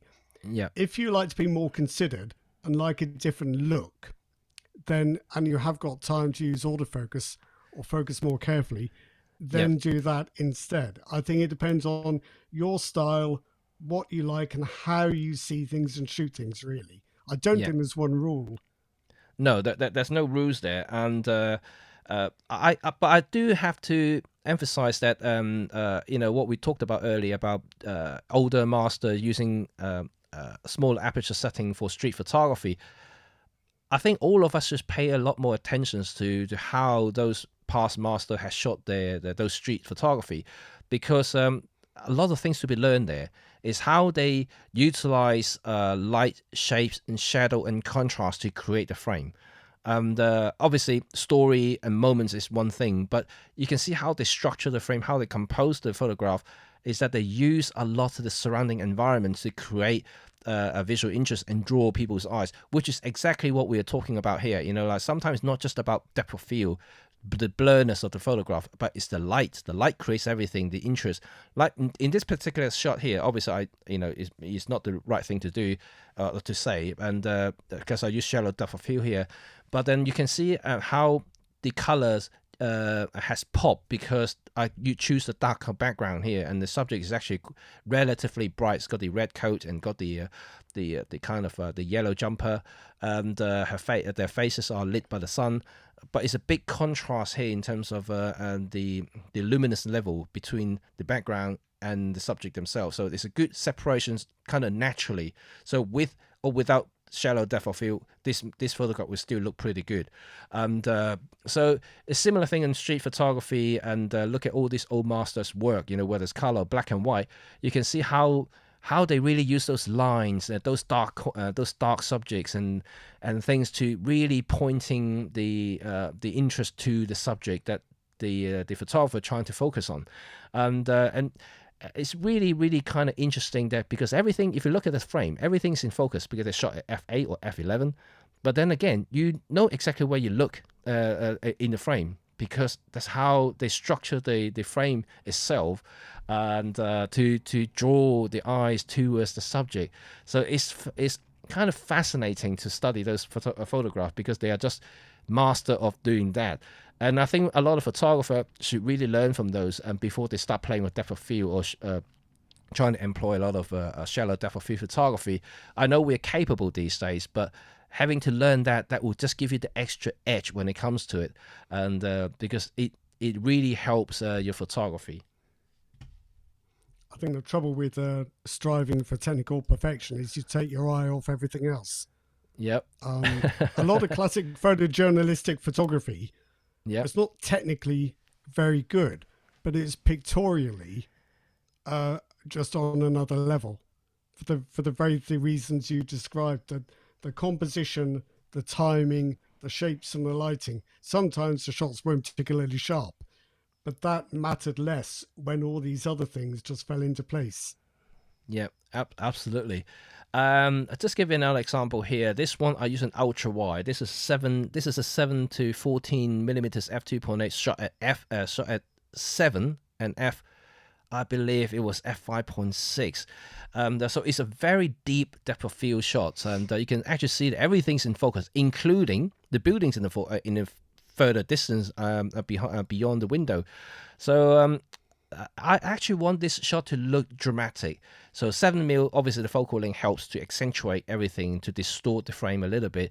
But the depth field also give me more textures that I needed to make this look real.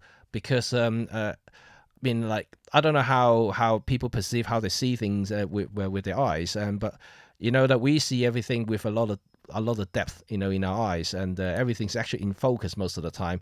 Just because we focus on certain things when we look at something doesn't necessarily mean that it's a shallow depth of field.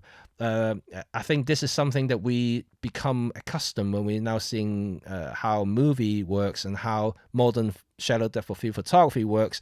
We just perceive that that's the way to draw people's attention, and but in terms of realistic, they're not realistic at all, because when you look at the movie, how often do you see a subject when you get everything blurred in the background? You don't see that with your eyes.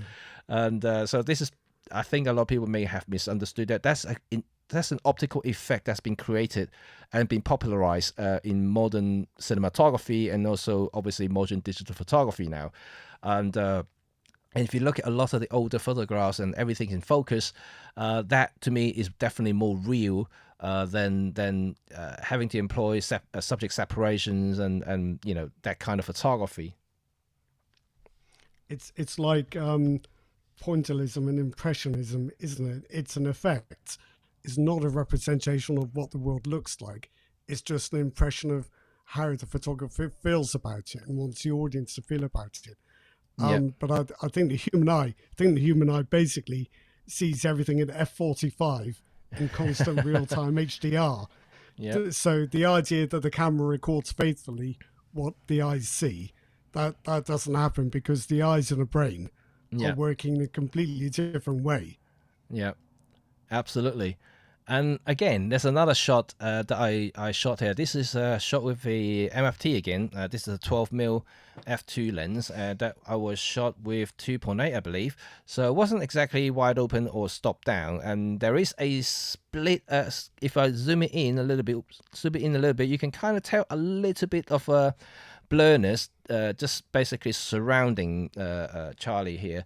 And but this case, whether I stop it right down to f8 or f11 doesn't make a difference here, and I just choose to use that setting, and there's no particular reasons at all, and I just shot it with whatever setting I was using at the time. And but this is a good example, once again, to utilize textures and shapes and shadows to create inner visual interest. I actually think that if I blur it too much, it will not actually do this photograph justice, and because you lose a lot of the consistencies on the frame itself. When I talk about consistency, if you look at the let me blow it up again. So if you look at the left and right of the frames here, I mean, you've got a lot of these underground garage doors, or whatever you call these things, and if you're starting to employ shallow depth of field, you will start to seeing that the doors towards the distance are becoming more and more blur. There is a little bit in this particular case, but it will be worse if in a larger format or using a faster kind of settings, like either 1.2, even faster.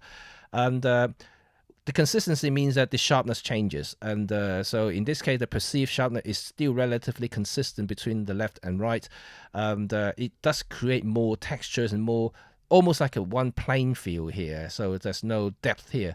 I think it creates a kind of interesting pop to the frame.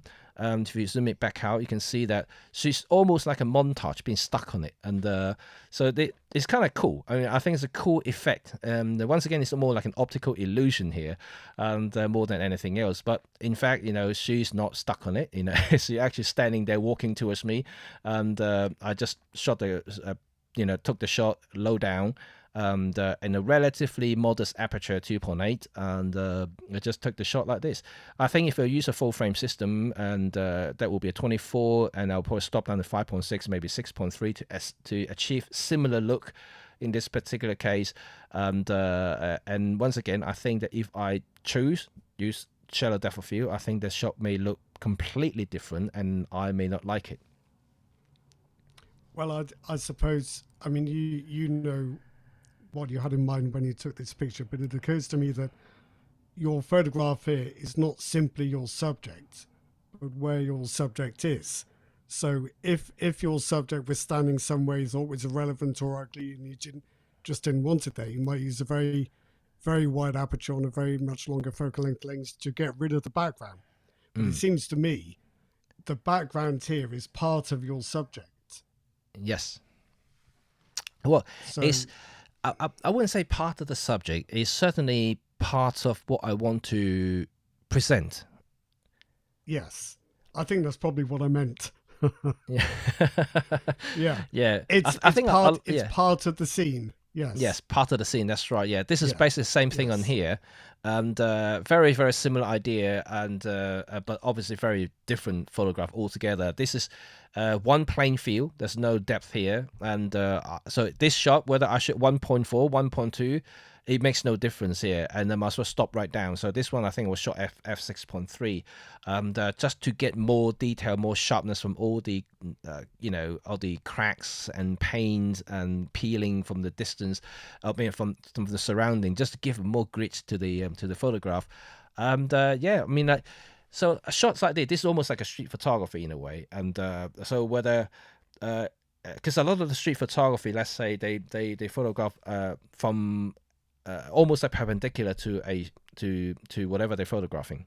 So a lot of the time you are photographing a plane, almost like a flat plane.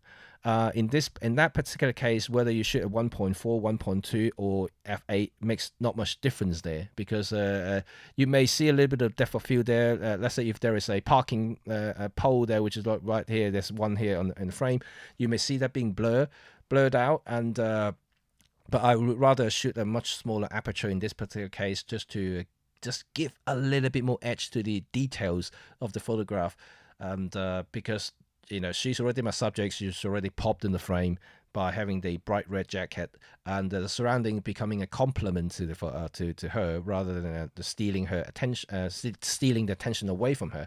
So in street photography, similar thing. You use the shapes and the colors to help your presentations, and unless you want to, unless your subject or subject in question is further away from the background or from the certain part of the street, then depends on the situation. You may want to use shallow depth of field, you may want to use it deeper to accentuate that feeling of the depth in that particular case. But in most cases, I actually think that if you're shooting street, which in my case I will probably shoot at slightly smaller aperture to get more depth of field, just because I want to see the details, and I want to use the details to tell the story or the rest of the story. So because subject is only one thing, and then you in street, and on the street especially, you want to see what's happening around her as well, or him or her, whatever subject you want to photograph, whether it could be a group as well. We'll have to do a thing on composition as well, won't we, at some point? Because I dare say there are a few things to bring up there. Right. This is very symmetrical. You've broken the rule, Jimmy, that every photograph has to be composed in thirds. I'm shocked. I'm shocked that you would even consider putting your subjects in the center. I'm a rule breaker. I'm a rule breaker. Right. Okay. This is another one, and this is actually one of my earliest shots, and this was photographed with. I can't remember which camera I shot this with. It could be either the Canon 5D or a Leica. I'm not entirely sure which camera I used, but certainly it's not MFT. But anyway, that besides the point here. And so this one, you can see there's slightly depth of field changes here, and it's not massively blur in the back. And so I guess this is another thing again. And how much blur do you need? So this is a question here. So if I blur the door frame, let's say if I use a much faster prime lens in this particular case, and trying to focus on her and her alone, and you will see the door frame behind basically become a white rectangle, and with no edges, because the edges will be kind of like blurred out completely, but you can see the shape, and also you won't be able to see the tiles surrounding it and everything.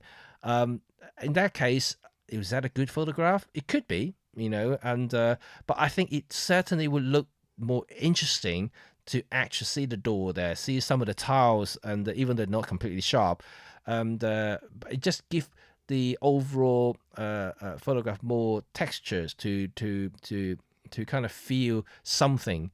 And yeah, if I zoom in again, just to go back in, oops, the other way, right.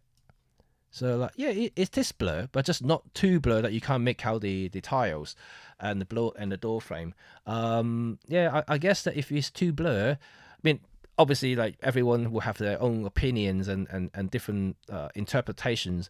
But at least to me, like I've shown you throughout the entire chat today, a lot of my photographs don't involve in a lot of ultra shallow depth of field photographs, simply because that's the way I shoot, and I often like to see where the subject is or was, and so so they can remember everything and more than just about them.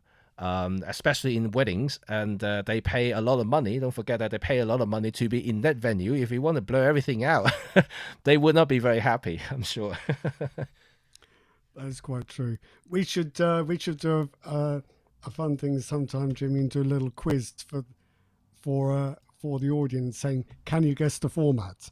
So it's saying that was full frame. It's actually extremely difficult to tell from looking at the photograph whether it's full frame, whether it's medium format, whether it's MFT. You could probably spot a smartphone image, but if we're going to get too concerned about the format being used, let's at least make sure we can tell the difference, because very often it's quite difficult, especially when you're looking at things on the screen. It is very difficult, you know, and like you can see that you can see all the photographs shown you so far. Obviously, quite a few of them are MFT because they're more recent. So I would just want to show people more recent photos that I've done. And but you know, I just showed you one from older photographs there, shot with a full frame camera. But I can tell you that, I mean, whatever I could do with the full frame camera, I could do the same thing in the MFT. There's not much difference. Okay, there are some little bit of compromises depending where I stand or the use of lens, but in most cases, I actually create similar shots that I used to do. I just have to adapt to the format itself and embrace the different depth of field effect on the smaller format cameras. Same thing when people migrate from full frame or smaller sensor to medium format, for instance, and they have to adjust the thing again, because when using a larger format cameras, and you have to actually stop more to get that depth of field back, just because the way it is, and because they will be using much longer focal length lenses to cover the same angle of view on the larger format cameras. So if you use a medium format, you may have to use a 56mm to look like a 35mm on the full frame, and just because the format of the sensor is larger, and then the angle of view is different. So and then because of that, you have to adjust the depth of field again, the aperture setting, to compensate to get the same look as what you're used to in a full frame camera. You can't always get that. So I remember shooting with the Hasselblad X1D and all of the Fujifilm medium format cameras. You kind of have to do it differently. Actually, sorry to be so rude. I've just heard my front doorbell. Can I come right back? No, right, you can. That's okay. I can continue here. So this particular shot here, this was shot with a, I believe I shot this with a Leica, and so it's a full frame. It's a full frame camera. So, but again, this is a very easy shot to do. I could easily do that with a MFT using a 25 1.2 here, and just to focus on the subject, because they almost silhouette anyway, and so it's not a difficult shot at all. Then I just with that, I just simply use the depth of field to blur the background in this particular case, and I do want to blur it just because I want to create the more artistic look in this particular low-key presentation here. Yeah, I mean, I think it's interesting how you can play with. Sorry, everyone, that is very rude. Oh, that's okay. Was it a nice lens being delivered? I thought it was going to be a camera, but it's some Amazon nonsense for somebody else. So. That's okay. Sorry. I was just saying that this was shot with my Leica, and so it's a full frame camera. But I just mentioned that I could easily achieve the same look, exactly the same look, with an MFT using a 25 1.2 Pro lens shot at 1.2, and because I've done this shot many times, and in the past and now that I still do these sort of shots, so there's no difference in two systems, and so.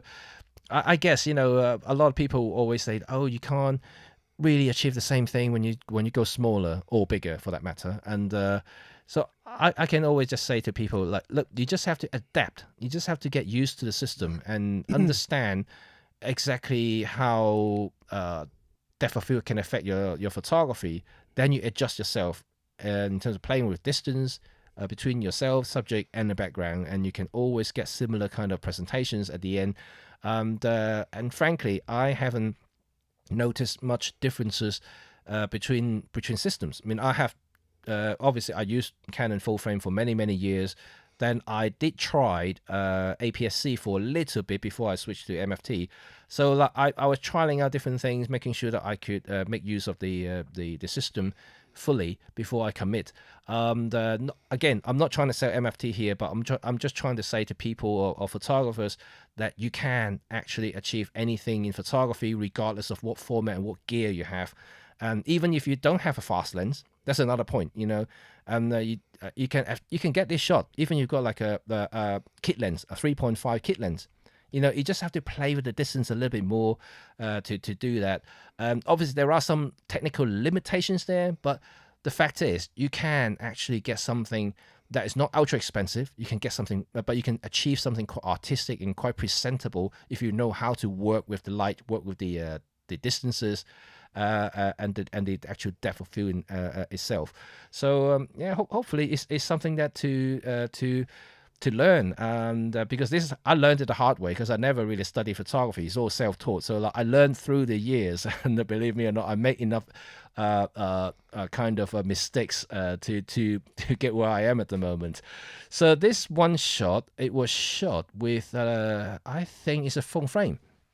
I believe it's a full frame. This again is a shot with a Leica full frame camera, and can't remember when this was now. I think this is probably a few years ago now. It was a 35 1.4 shot with 1.4.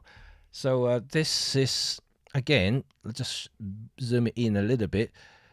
So this is, let's say if I zoom it into this big now, you can actually see that only her eyes are in focus. Even the hair in front of it and just behind her face is already out of focus. So so this particular case, I think that I could have done better with stopping down a little bit more. Let's say f2, maybe 2.5 in this case, to get more of her in focus. And but people may disagree and say, "Oh, this looks good," and I know people like often drawn into the shallow depth of field look, and which, you know, this is, and not ultra shallow depth of field, but this is relatively shallow with a 35 lens. Yeah, the background and everything else is actually out of, including the kind of wooden structure that she's sitting on is out of focus. So I think, to me, that I would rather have the wood in focus as well. Just have the background out of focus. I think it will look a better picture. But in this case, that it really is just her eye or in that focal plane that's in focus. So yeah, you know, people have different opinions, but if I have another opportunity to do this photograph, I'll probably stop it down just a little bit more, just to get her whole body and perhaps even the wooden structure in focus, just to create a little bit more interest to where she was, and or more emphasis to the structure itself, rather than just blur everything else apart from her eyes.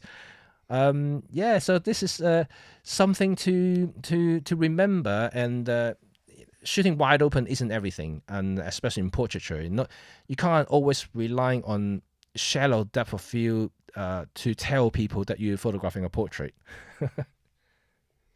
I think what we've got here is what we always tend to end up with, which is subjects are three-dimensional. It'd be most convenient if everything was completely flat and perpendicular, but it's not. So when you're photographing something with 3 dimensions, you do have to think a bit more carefully about how much of it you want to be sharp, and that may mean just stopping down a little bit, even though it goes against all the fashions of the moment, just to get the look and the controllable sharpness that you want. It's all about the control. It's not about getting the most blur. It's about controlling the blur. Yes, absolutely. I think it's also a discipline thing as well, especially nowadays. And we often see a lot of photographer, YouTubers, and you know, everybody is really screaming at, oh, you know, this the bokeh is so lovely looking. So, you know, it's kind of like almost like pushing photographer that direction to photograph wide open everything just because they can show the bokeh balls. Well, yeah, I think I think Chris Palmer earlier made some remarks about bokeh balls, which I won't repeat. But it's true. I think there's a tendency amongst camera experts to focus, excuse the pun, but to focus on the cutting edge of what's possible instead of what cameras are actually for. So that we see this with video, for example, where we see people raving over, now you can shoot 10-bit 422 internally uncropped and think, great. And then you work out what it means. It doesn't necessarily mean your videos are going to be any better. It just means that the camera is technically more capable. So just because you can now buy f1.2 lenses, that's not to say that suddenly your pictures will improve. It simply means you're buying lenses that can do things lenses couldn't do before. But maybe you didn't particularly want them to do that anyway. So all the focus seems to be on things right at the edge of what's possible, rather than the practical everyday stuff that most of us need. Absolutely. Just finally showing another one. This is ultra wide shot, and let me just click this on and just zoom it back out again. So this photograph was shot with the Laowa 6mm ultra wide. So this is an ultra wide shot here, and I did I did employ a little bit of a visual tricks here with an Olympus camera. I used the live ND, so I technically slow down using computation photography in camera to achieve this shot. I could of course do it with an ND filter to do a similar thing.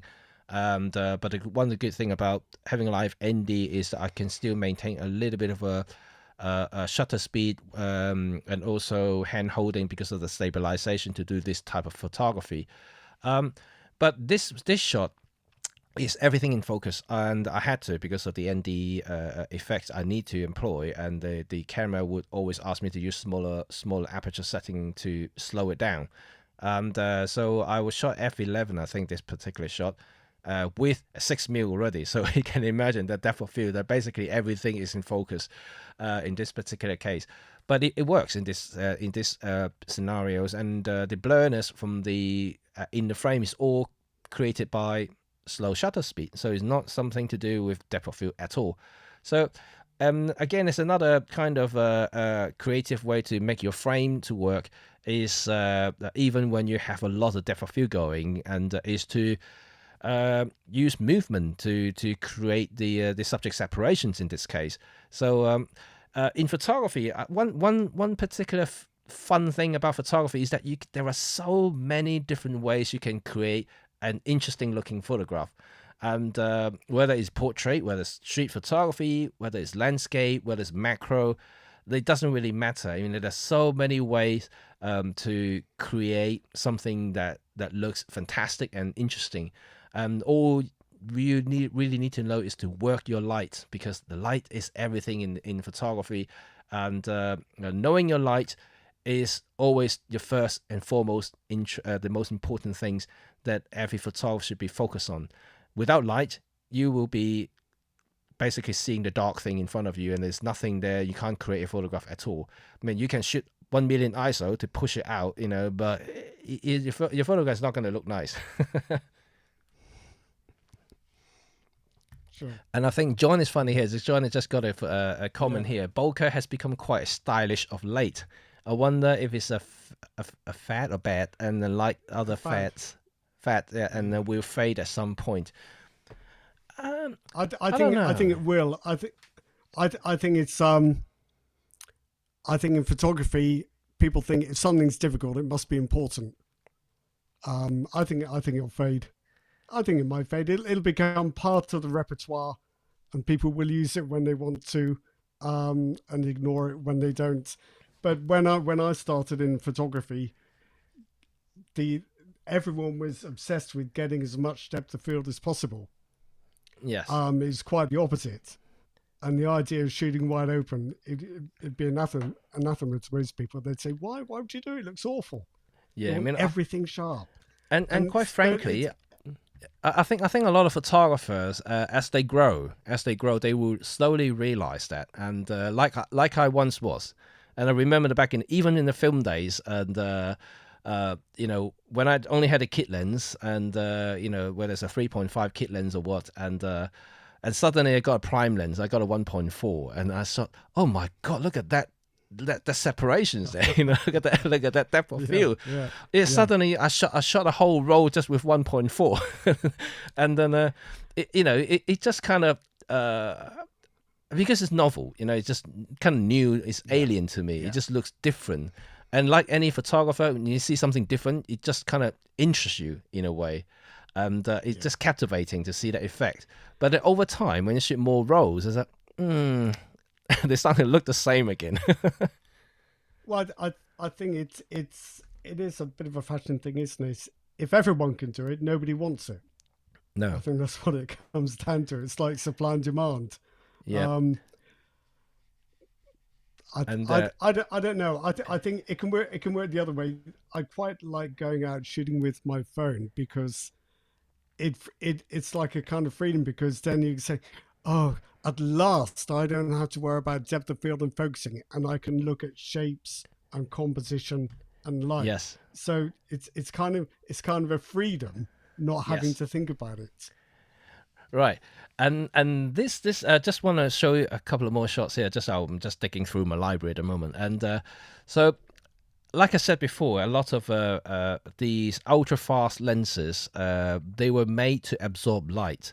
And I often keep saying to people that, these 1.4, 1.2, f1.95, whatnot, everything, all these ultra-fast lenses, they were designed originally for light, not really for depth of field. And in this particular case, I did shoot with a 0.95 Laowa 18mm lens. And just because it was dark, you can see this was actually... believe me or not, and it was almost pitch black in the background. And the reason I shot with 0.95, you can't quite see it because it's 18mm, and I was shooting quite away from them, and the depth of field is obviously more deeper. And if you really study, you can actually see that the background is actually slightly out of focus. But because it's 18mm and the micro four third, it's not too bad. And but what the 0.95 gives me is that I could see the sky still because it's actually really, really dark that night when I photographed this shot. And the only bright thing is really just the light bulb behind the couple there. And but obviously some editings will reveal a lot of stuff because how sensitive digital sensors is nowadays, and so you're able to really absorb a lot of information there.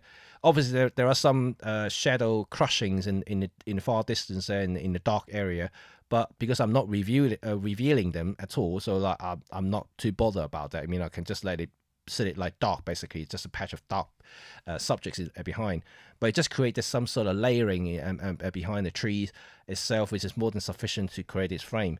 And but the 0.95, yes, the large aperture does help in absorbing whatever available light still there in the sky to make it presentable in this particular photograph. So I think that, and often that people forgot about fast lenses are actually for that reasons as well, just to absorb more light than just separation. And because in this particular case, you can see that the light is very critical here. Otherwise, there is no separation between the tree and the sky and the distance, because everything will be basically pitch black. And if I use a slower lens, and that won't happen at all. Yeah, I've got a Laowa 10mm f2, Jim, and it's a damn nuisance being an f2 because I've got to focus it now. If it had been an f4, it would have been all right. But no, it's an f2, so I've got to be a bit more careful. And it's manual focus lens, so there's another job. Yeah. I think I'm just trying to look for the... okay. Victor said, I feel like people want more shallow depth of field because of the smartphone can't natively provide it. We always want what we haven't got. Yeah, well, that's why they have portrait mode now. This artificial blur thing. Well, other people might get it to work well. I've never got my phone to shoot convincing portrait blur. It's better than nothing, but it's not like the real thing. No, it's not, because with a real depth of field, you got the gradual changes, right? You know, in here, in the smartphone, it's quite abrupt. It's literally just the edges. Yeah. Right. Okay. And let's see, is any other things here? And thank you, John. John actually said that this conversation has been quite helpful in putting bokeh in perspective, and that's good. And you're enjoying today. I hope so.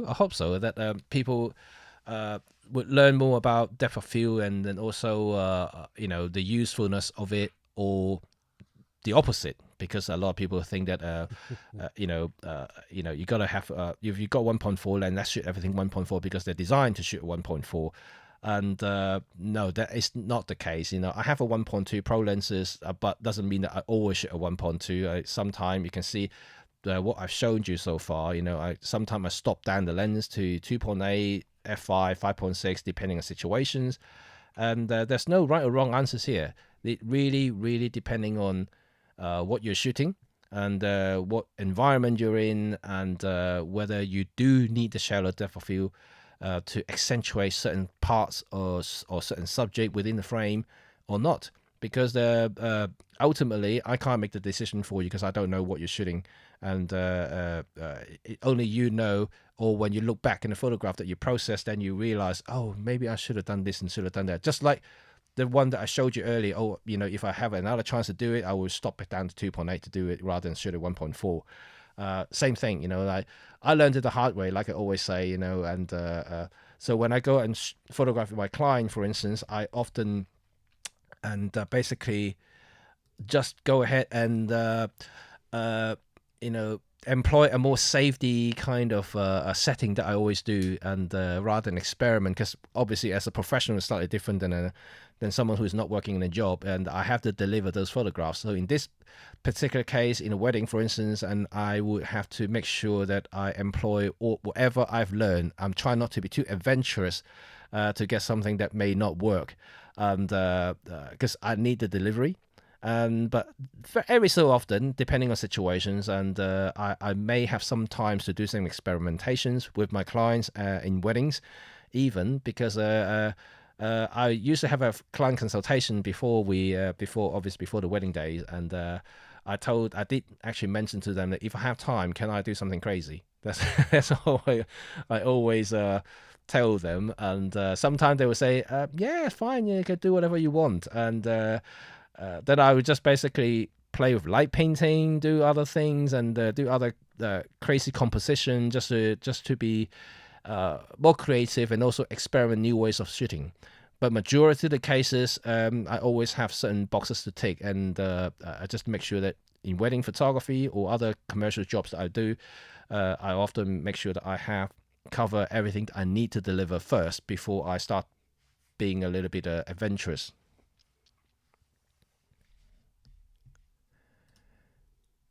I'm happy enough with the 1.2 prime and the MFT system. Okay, that's good to hear. Right, let's go back here, and I think that will be our presentation, and also probably enough for us to talk about depth of field today. Any of you got any other questions about depth of field and also bokeh? I know we talked about different aspects of it now, and Rod has explained it quite detailed about distance, apertures, focal length, all kinds of relationships between them. And I hope that all of you will get some pointers today and start practicing, because the only way you'll find out is actually go and shoot. You won't learn anything by looking at diagrams and even studying photographs, my photograph or anybody else's photograph. Because you're not there, you're not actually holding a camera photographing that particular frame, you wouldn't know what goes through my head or what you're actually seeing, because you're actually seeing a final presentation. And obviously it helps in terms of understanding, I may want to experimenting a little bit more, stopping down the lens more than shooting wide open. But then you need to be there in that situation to photograph. Then you gain the experience, the actual live experience shooting with that particular setting.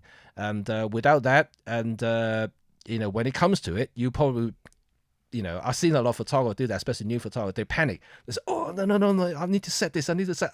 But by the time they finish setting the camera, the moment is gone.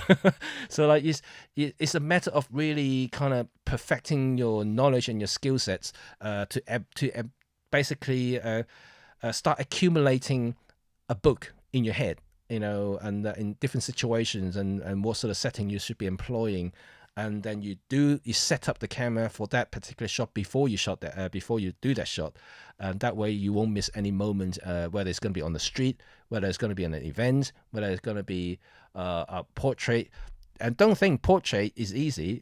They might be stationary, and but to make sure that environment works for that particular frame, it also takes some practice and understanding of the surrounding as well. And so it's not as easy of just point and shoot and just shot everything wide open. That would be a lazy portrait in my eyes. Okay, great. And I think that we're going to wrap it up. There's one last comment from Vector. I love an episode about you're talking about photography business, and though I'm not sure if I would be fit the format of this video series.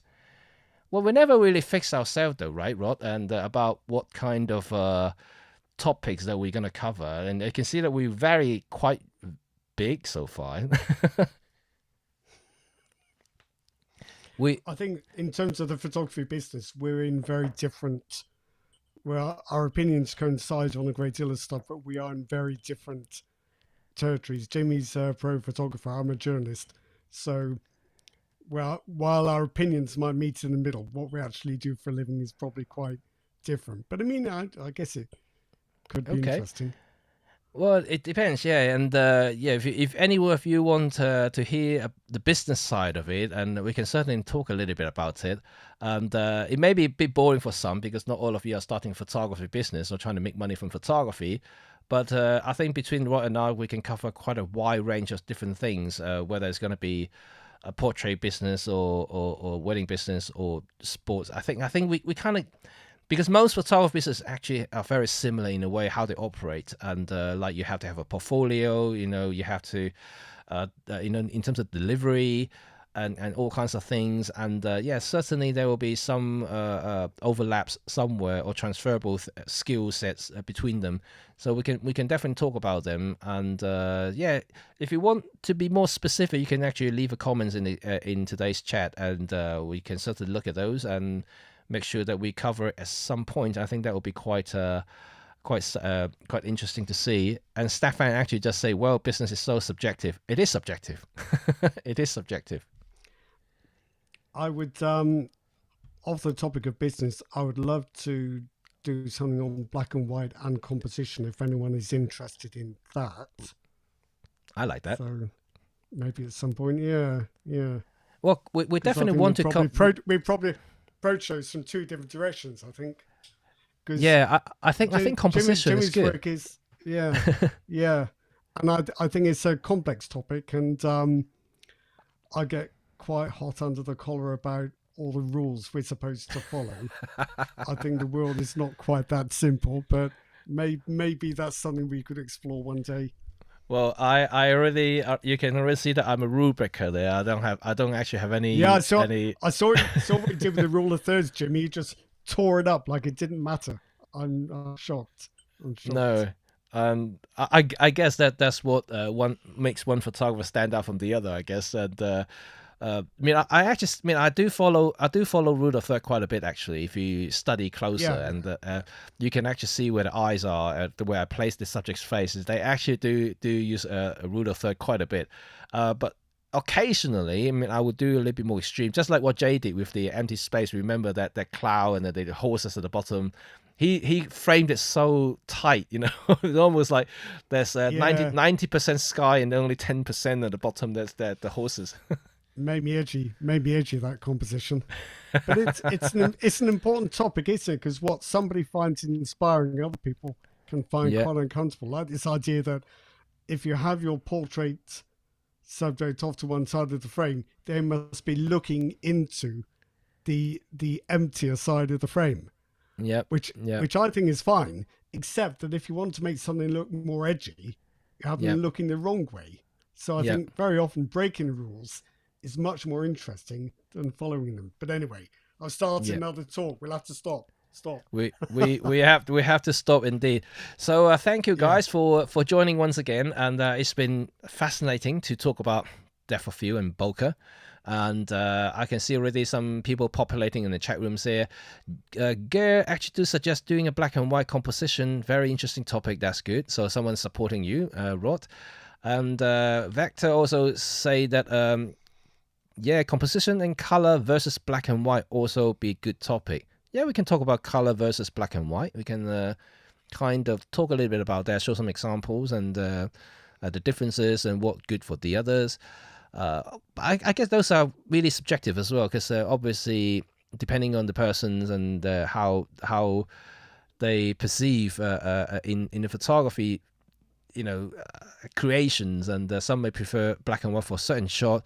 Some photographs do work in both way. Some photographs will work both color and black and white, but some will only work in black and white, or vice versa.